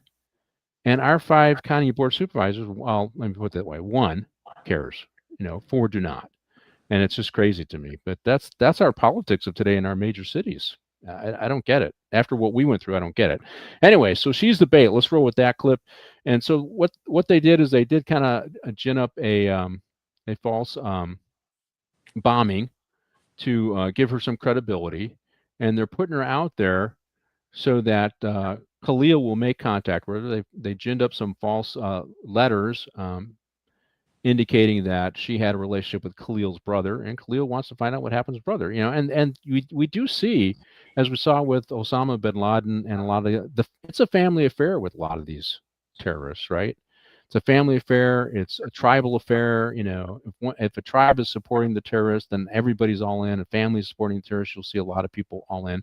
I mean, that may not be the case with all of bin Laden's family, but a big chunk of them did follow him into the terrorists, including his son. So these are family affairs, right, John? Oh, absolutely. It's almost like hereditary.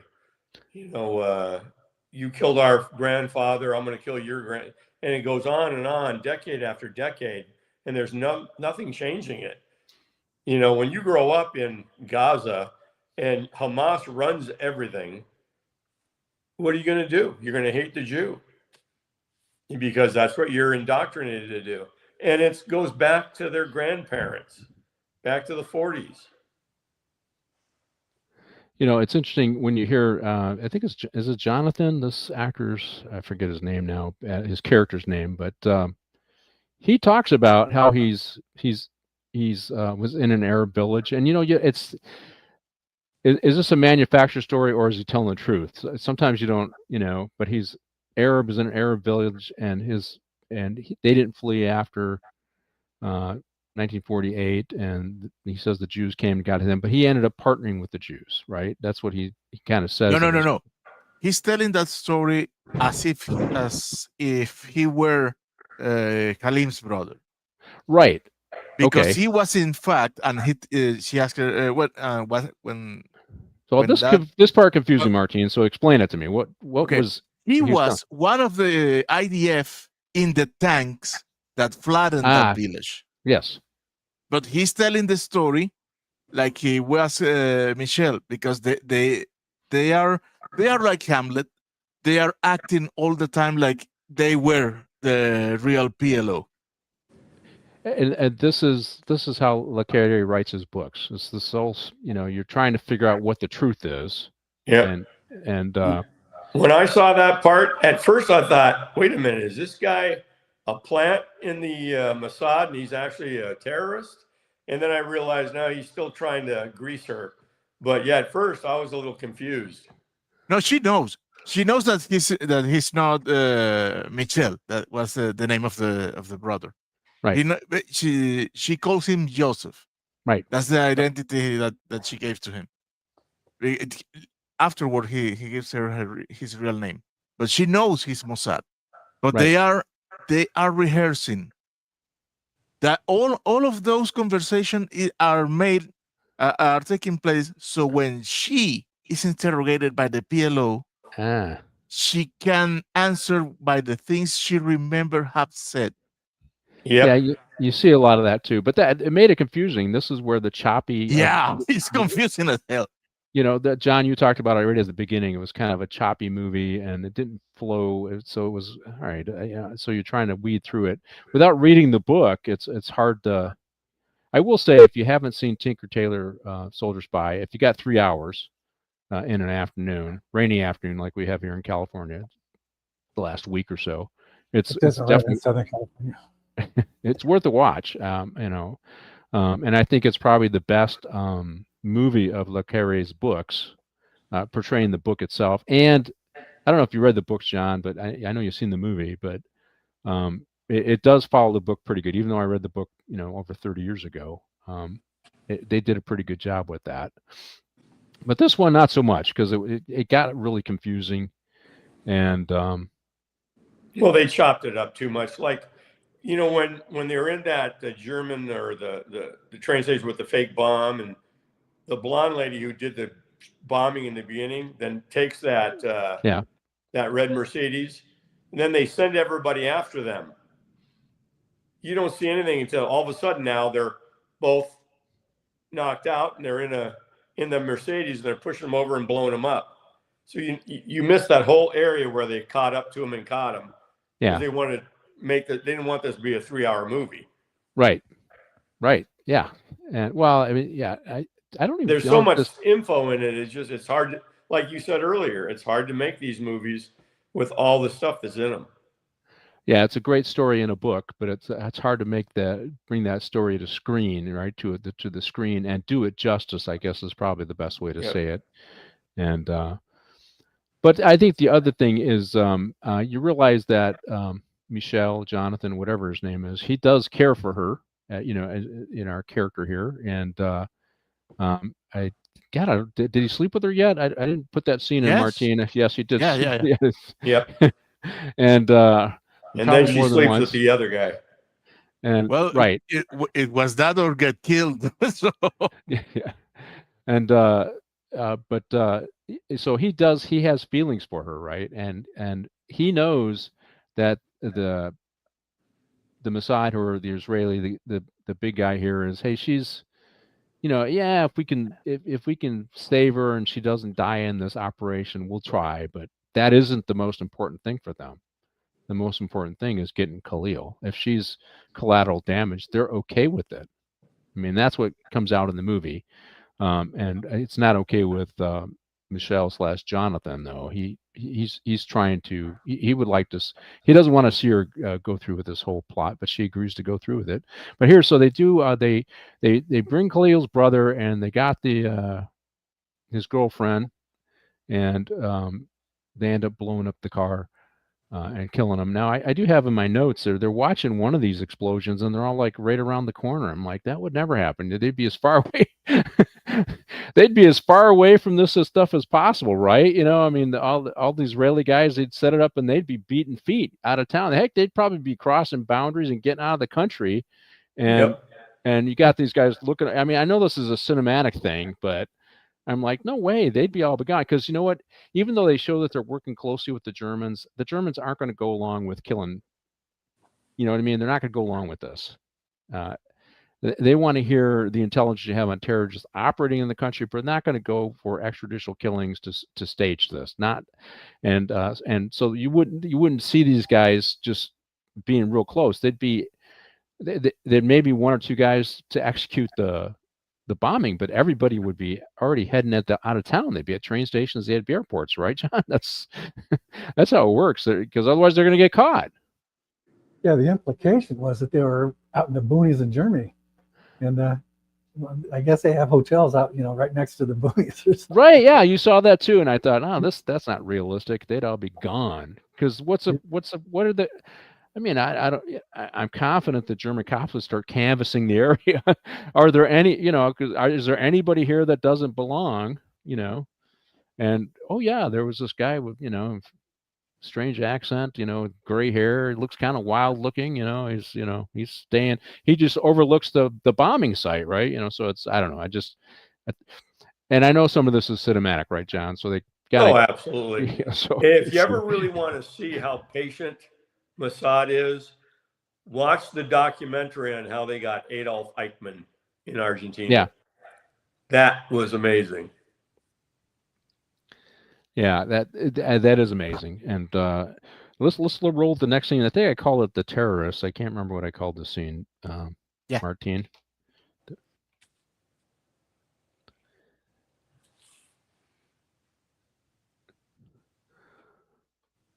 And so this is right. You're talking about what was it? They're walking through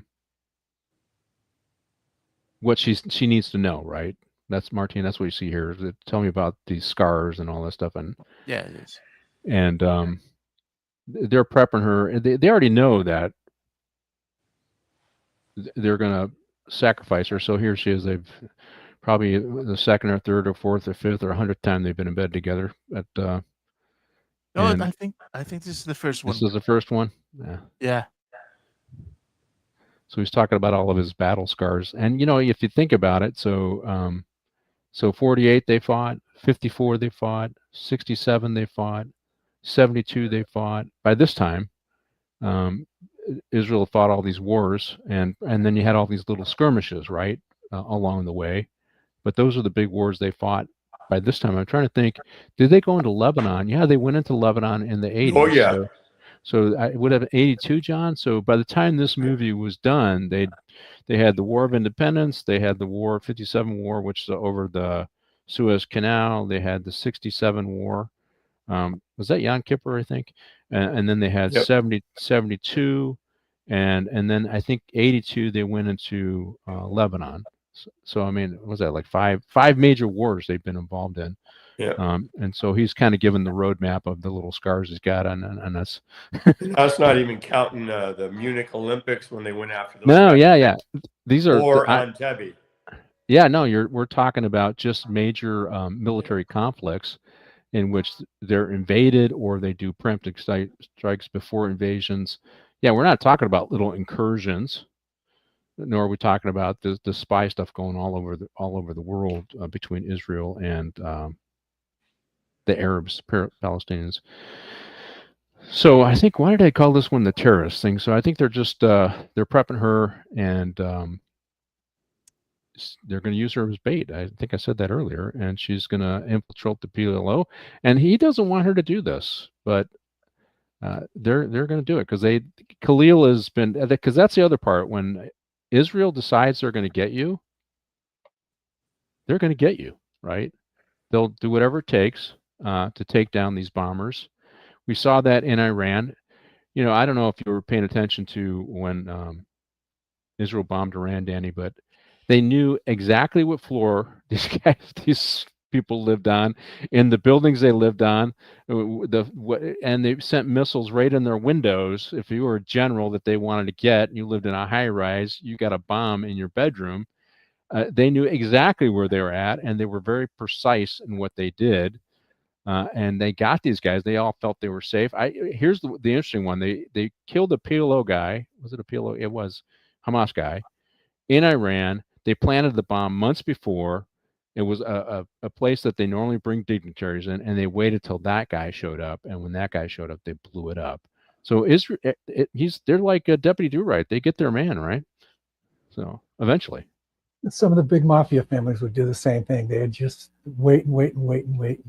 But that's the benefit of being able to infiltrate another country. I mean, at the very beginning, we were talking about the bombings, how they were able to take out all the radar sites. Well, this is the same thing. They got guys that got into their cities and were able to watch, and just that's your job for 10 years or 20 years of your life, is to watch this guy and find out everything about him. And that's what the Mossad was able to do. What is surprising is they do have a surprising number of Arab sources. Because these Arab countries don't like each other too, and then you have different tribes and all that other stuff, and they exploit those things, right? Like in Syria, in Iran, you still have people that are living under Sharia law, but they're still faithful to the old regime when the Shah of Iran was in charge. So those are the ones that are they'll act like they're radicalized Muslims, but in reality they're still with the Shah and on the other side. And you get that in a lot of countries. Look at what Hamas is doing to the Palestinians right now. We're going to kill all of you guys because you were talking to the Israelis. And, well, you know what? Yeah, most people don't know, but Israel turned over Gaza because they had taken Gaza, I think it was in 1967, and they turned over a beautiful coastal village, Gaza, or coastal strip, which had belonged to Egypt. They took it from Egypt, I think, in 1967, and they turned it over in 2004 for peace.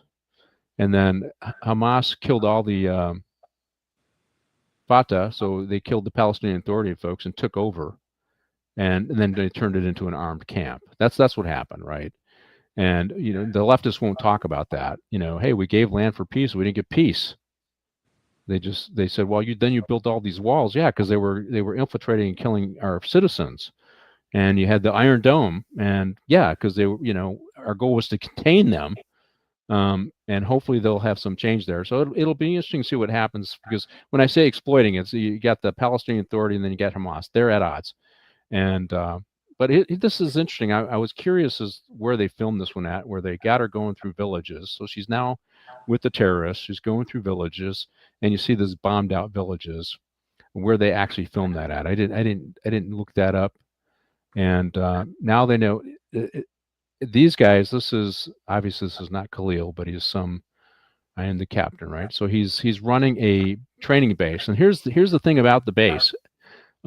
This was actually absolutely true. This stuff did happen. They had training bases. They would train these Euro trash, my word for it. Their word is scum, and send them back to Europe to cause problems. They would train alongside their Palestinian brethrens or comrades in arms.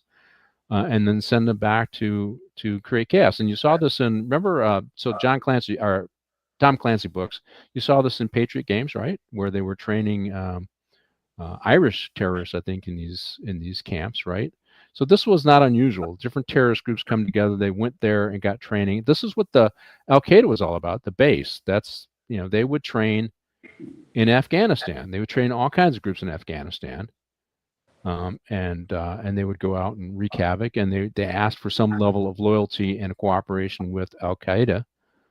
And it's interesting, if you hear this captain, he talks and he goes, "Oh, we don't hate Jews, we just hate Zionists." Well, they stopped differentiating that a long time ago. Now they just kill anybody that's Jewish. But so these bases, they do exist, John. This is realistic. This has been going on for a long time. It's still going on. And they're still training in Afghanistan, right? They're training here in the United States too. Yeah. Afghanistan, Texas, Missouri. Yeah, that's the desert area of San Diego County. I did a couple shows. I did a show with Sarah Adams, and she was a targeter for the CIA, and she was in Benghazi when the ambassador was killed. And I just asked her and her partner, who had worked for the CIA, are we safe? That's the whole Running Man thing, right? A marathon man thing. Are we safe? No, she says they've been all kinds of terrorists crossing the border, and the Biden administration is just letting them in. And I am happy to see that Trump is and his administration are focused on getting those people out there. The FBI has stopped chasing grandmothers who are picketing abortion clinics and going after real terrorists. I'm happy to see those changes. Long overdue, and I think the only reason they don't do attacks here is because they raise money here.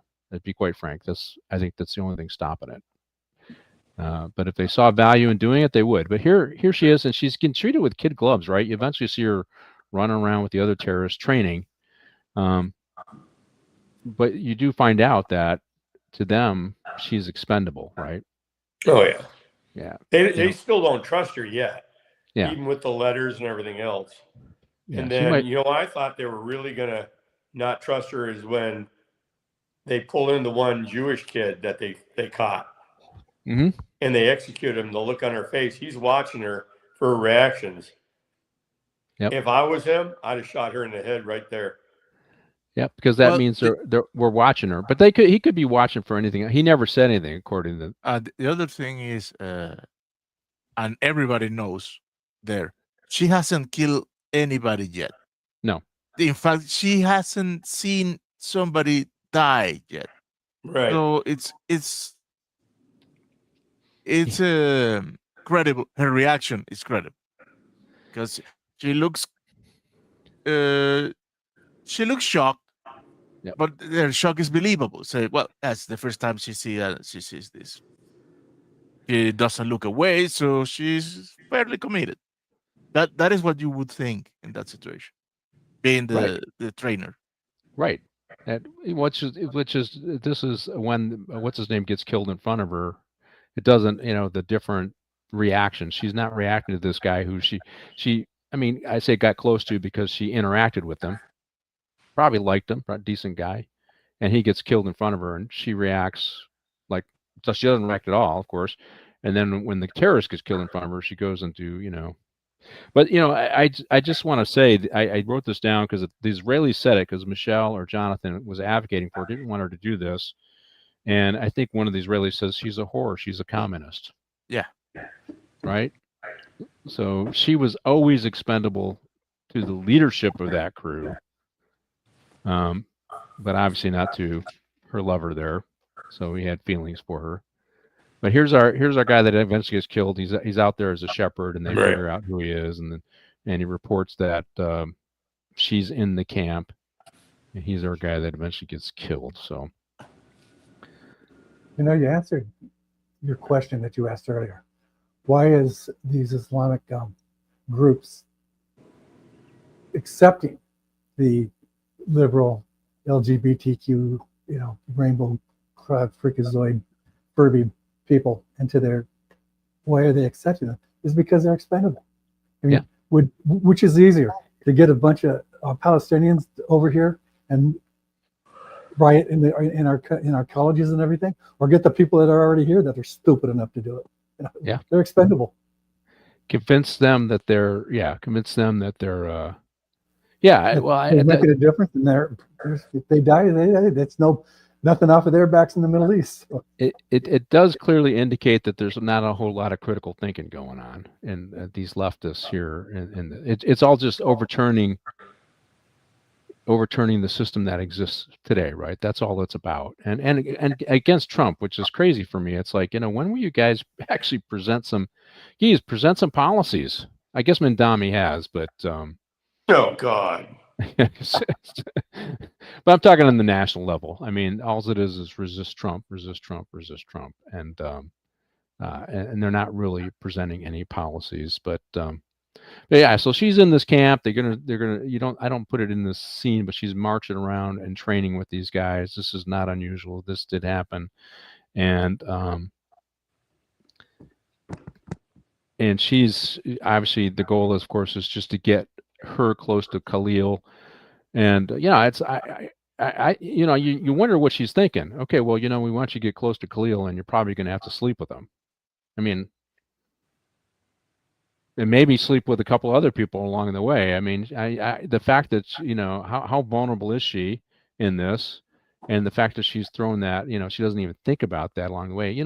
The CIA has embraced a lot more women in their ranks, and with great success. So there was a bombing at a CIA base in Afghanistan, and their biggest target was the CIA head in that area, and it was a female, because I guess she was putting the boots to the Afghanistan, and they wanted to target her, and they managed to get somebody who was acting as a double cross. So it was a double agent.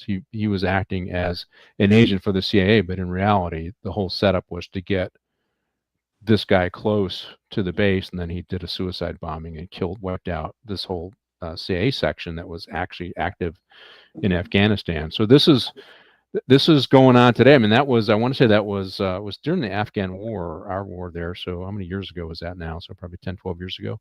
So this is what they're doing with her. Get her close so that we can find him and kill the guy, right? So so let's roll with the next scene, because we had just enough time. He's waiting for us. So this is she hasn't met Khalil yet, right? And Khalil, this is actually turns out to be Khalil, right?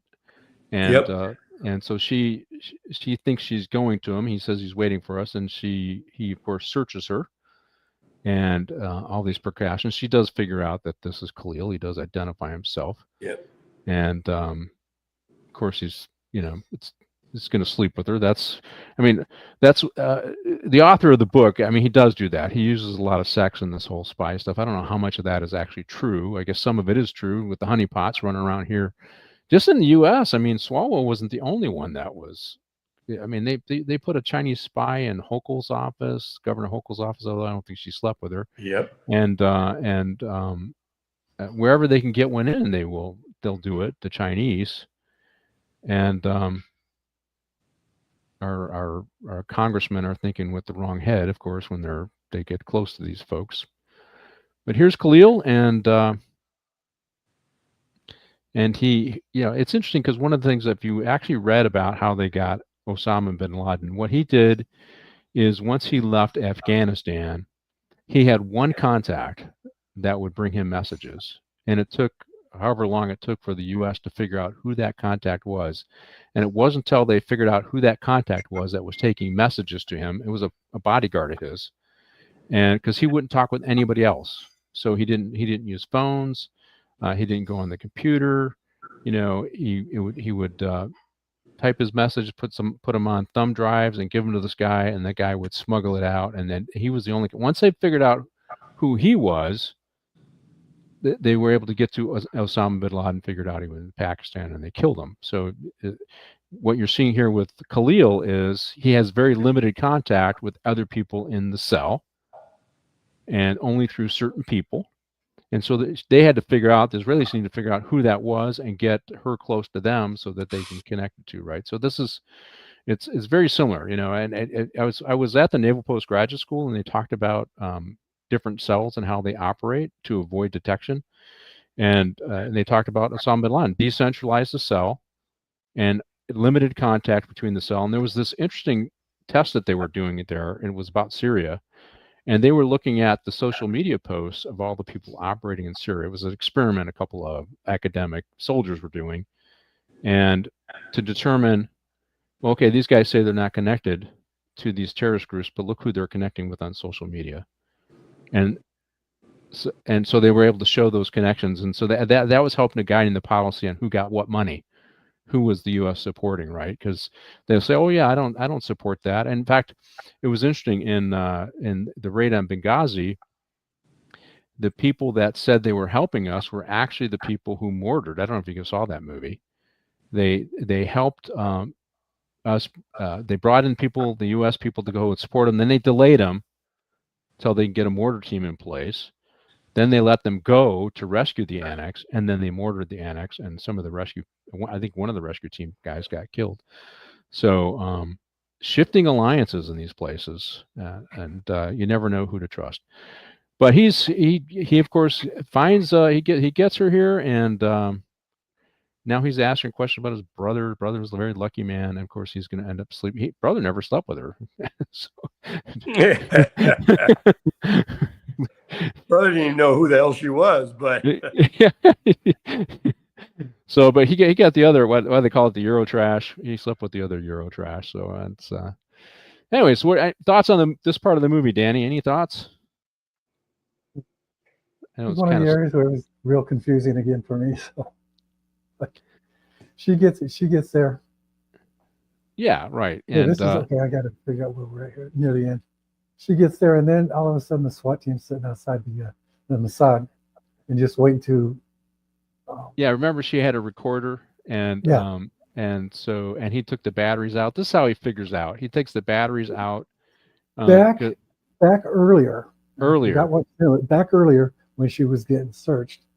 At one of the times, they took the batteries out, and she didn't know. And she didn't know. And then when they swapped the radio. Right. They swapped the radio with a homing device, right? And the batteries are in it now. And that's how he figures out that, one, who's there, and that she's whose side she's on.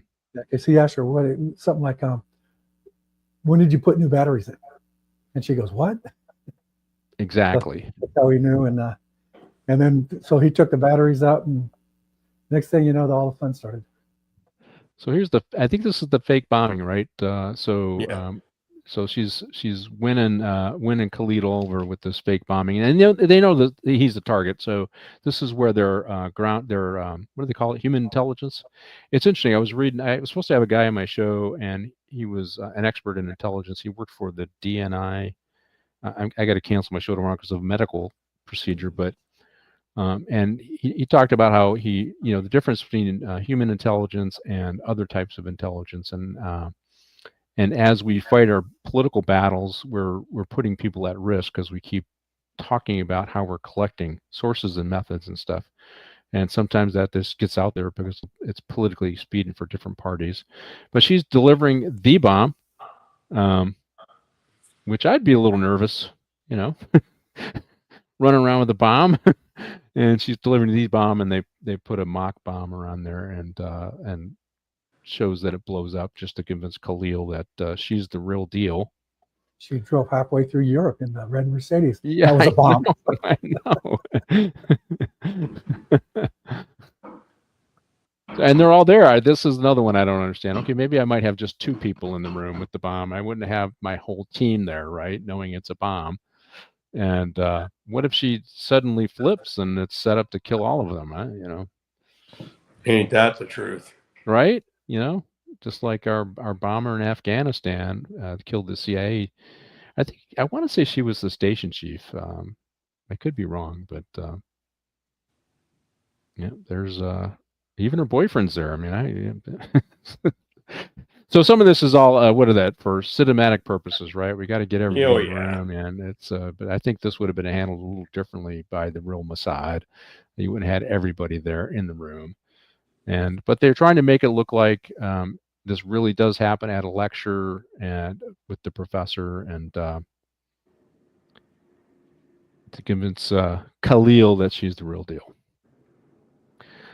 So, after the Olympics, John, Golda Meir put teams together to go after everybody who was involved in Olympic bombing, right? So this assassinations of the PLO folks, it was September 17th, I think it was the group. I can't remember the name of the group, but they are Black Friday, I think, and she. So targeted assassination is part of what Mossad does, and if they can't, and they make no bones about it. When I was getting a tour in Israel, the guy said to me, he goes, "Well, when we want peace, but when they hit us, the only thing they understand is hitting them 10 times harder."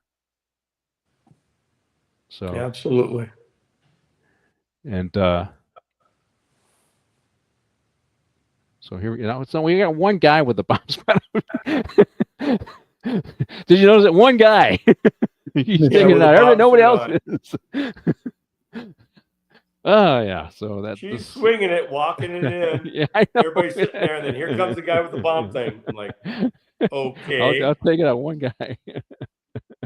So everybody else is not protected, but the one guy, and he even got the target there, is not protected. I don't know.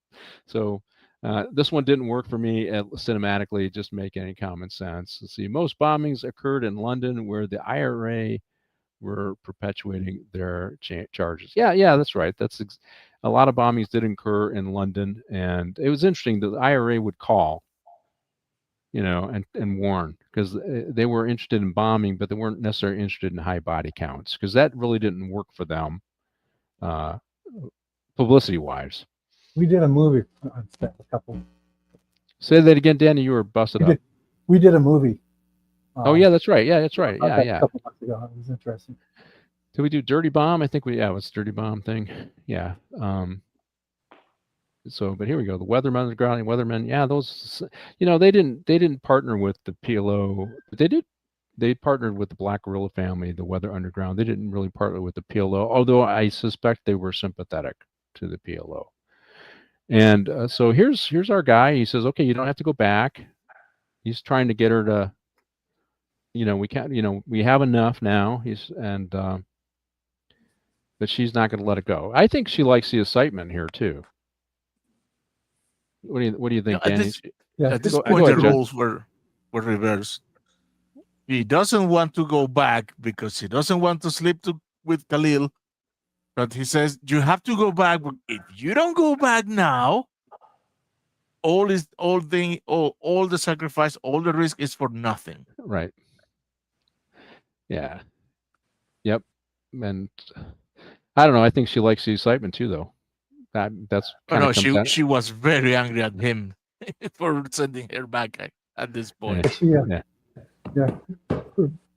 Theoretically, she was raised in a rich family that she was well taken care of, and probably never had to get to have any of this kind of fun as a child. So when she came up with this lie that she was a poor kid from Baltimore, that started the adrenaline rush, and it just kept going.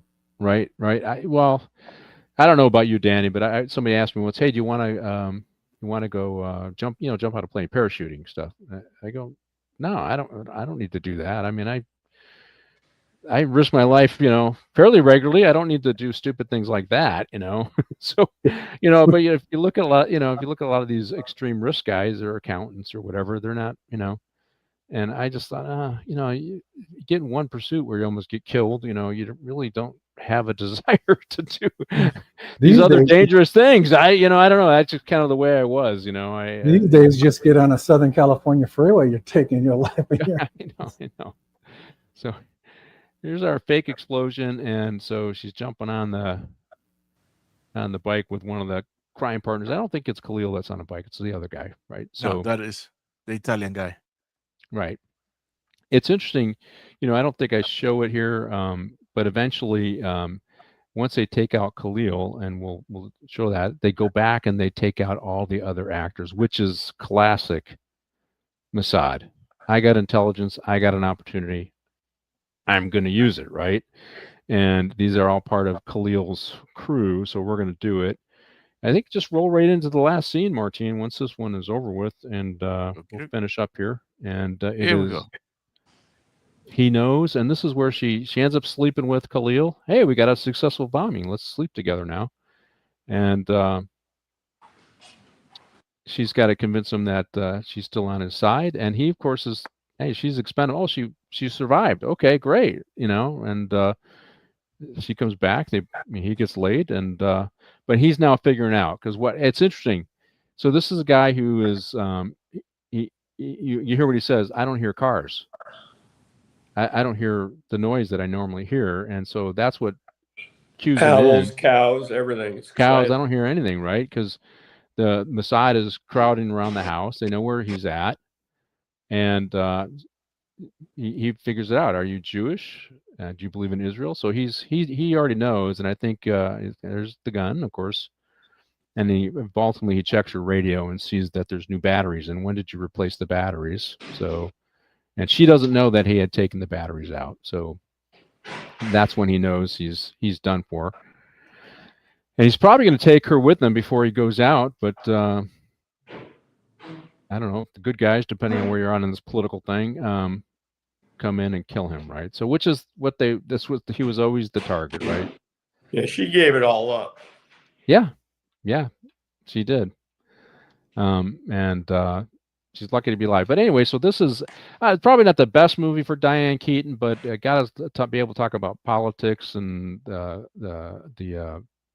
PLO and the Palestinians and Israel, Hamas, and all that other stuff, and the Mossad. And this game is still going on today. And so, and they're still assassinating people over probably October 7th. I just saw something. So every time they get a primary guy that was involved in October 7th, they put it on Twitter, and they got his picture. Here, this guy was involved in October 7th. He's been, and then of course people show 70 sheep up in heaven for him and all this other stuff, and so he can get his 70 virgins. But this is going on in the 60s and 70s and still going on today. I think he's going to get taken out here pretty soon. There she is. Now this is okay. I can understand screaming and being traumatized, but she watched the other guy get killed, so I thought this was kind of an overreaction. Right? Yeah, I agree. And where the other one where she watched him, a real terrorist would have had her shoot that Jewish kid in the back of the head. Yeah, I agree. But yeah, then the blood splatters all over her face, and she goes fucking bonkers. Yeah. This was a little overreach. What do you got to say, Danny? Yeah, it's the blood. That's why she got blood on herself, so that's why she went crazy. Yeah. Ew, blood. Yeah.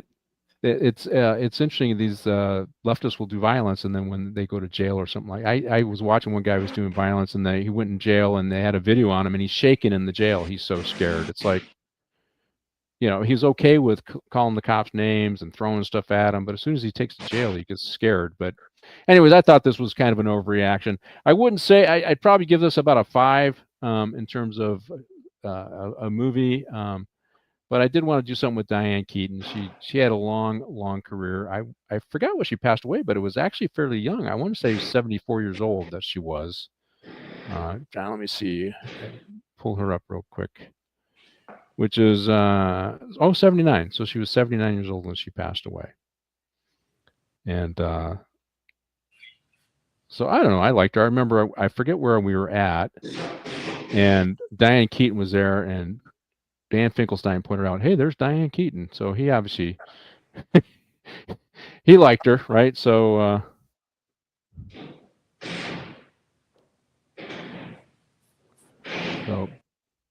so decent movie. What'd you think of the movie, Martine? I liked it. Yeah. Not the best movie ever. Right. Had you seen it before? No. Yeah. So I thought I probably saw this years ago and forgot about it because it wasn't the greatest movie. But maybe we'll find a way to, or maybe Gary can do Tinker Tailor Soldier Spy. That's a really good one if he's up for it. I don't know if you've seen that movie, Martine, but it's an excellent movie, and it's like I said, it's of this. So here they're going back and they're killing everybody, right? I guess this is in the scene. They go back, they kill the Italian guy, they kill the German gal and her partner. And here's the Jewish guy. He kills one of the main guys. He's sleeping with him. That's actor David Suchet, who played the terrorist, and he slit his throat. Right. He has a history of doing Hercule Poirot movies as a detective, but also that's right. Also, he played the lead terrorist in a movie called Executive Decision. Yes. With Steven Seagal and Kurt Russell. Yeah. Here she goes away in that. Yeah, that was it's supposed to shock value when they got that guy and he gets his throat slit. He's talking on the phone and it's a guy pops up. Yeah. Sleeping with him, right? So, but yeah, all right. Well, like I said, I give it a 5, but Diane Keaton was in it, and this is the only one I think I didn't see her in any kind of crime dramas, so I had to pick this one just so we can honor her, so to speak. And here's the training camp that's going to get blown up, and the captain's going to get killed. There are a few versions of Tinker. There are, it's the latest one with Gary Oldman. Gary Oldman. That's the one I prefer. I mean, I did see the other one, and the other one was, oh God, I can't. The main character's name is George Smiley, I think. And I do remember the older one. That was a pretty good one as well, but I like the newer version. I think the newer version is pretty good. So, Tinker Tailor. Guys, I got to go. All right. Well, we're finishing up here as soon as the scene's over. John, we'll talk to you later, and thanks for stopping by. And God we'll bless. See you another one. Yeah, good luck with the water heater. So let's see. Falcon and the Snowman. Yeah, that was pretty good. That's based upon a true story, though. Falcon and the Snowman.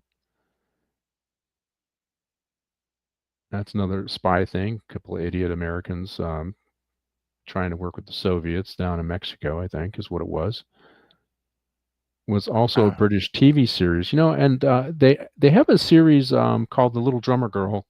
When I was doing my research, it's going on right now, so I might watch it to see if it's actually pretty good, because we'll do some binge watching. My wife and I, every now and then, we'll find a series, and I said, oh, you know what, maybe we'll have to check that one out, see if it's better than the movie. It's from what, Martin? 2018, and there are 6 episodes in the run. Have you watched any of it? No. Okay.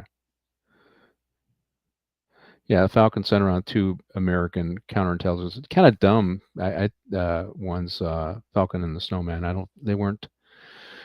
God, I think Timothy Hutton and played in that one and in that movie. And what's his name? Forget the other actor that was in that movie. It's Sean Penn, I think. Was it Penn and Timothy Hutton that played in that movie? They were also in the movie Taps. But we are at the end of our movie. Danny, I'll give you some final comments regarding the movie. I agree with you. It was about a 5. I wouldn't watch it again, but it did entertain me for 2.5 hours. So. Yeah, and it was just hard to follow, and And like I said earlier, it's finding out who's who and everything like that. Is Right. could have did a better job of tying everybody in at the very beginning instead of, bringing them in different scenes. And so you had a hard time catching up and figuring out who. I don't know why they showed this scene, but it shows that she can't get back into acting, because she's whatever reason distracted by. She had according to the story, is a mental breakdown, and so she's suffering big time PTS. Yeah. So she can't do what she was supposed to do, and she's got to get her brain all reset. Yep. So I think this series was a waste of time, but this part of the movie, 10 minutes she didn't need to show. They could have used this 10 minutes to introduce characters earlier in the show. Yeah. All right, as soon as this clip is over with, that we are done. I got to take off, Danny, so we won't do a debrief for the day. And thanks for joining me again, and thanks for joining us here on Morning Coffee with the Chief. You're more than welcome, Pat, and you just drive careful today because it's wet and crazy. So okay, Martine, we will see you later. I'll be in touch. Okay. All right, see you, everybody.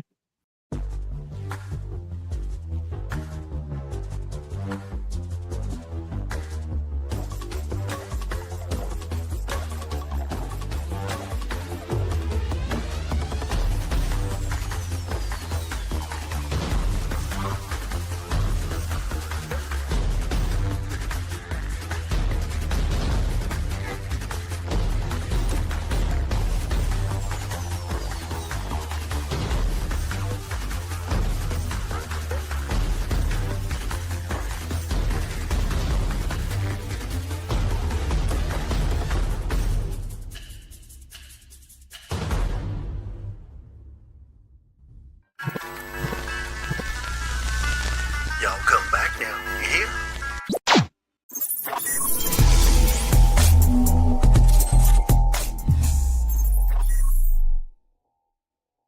Matt Damon.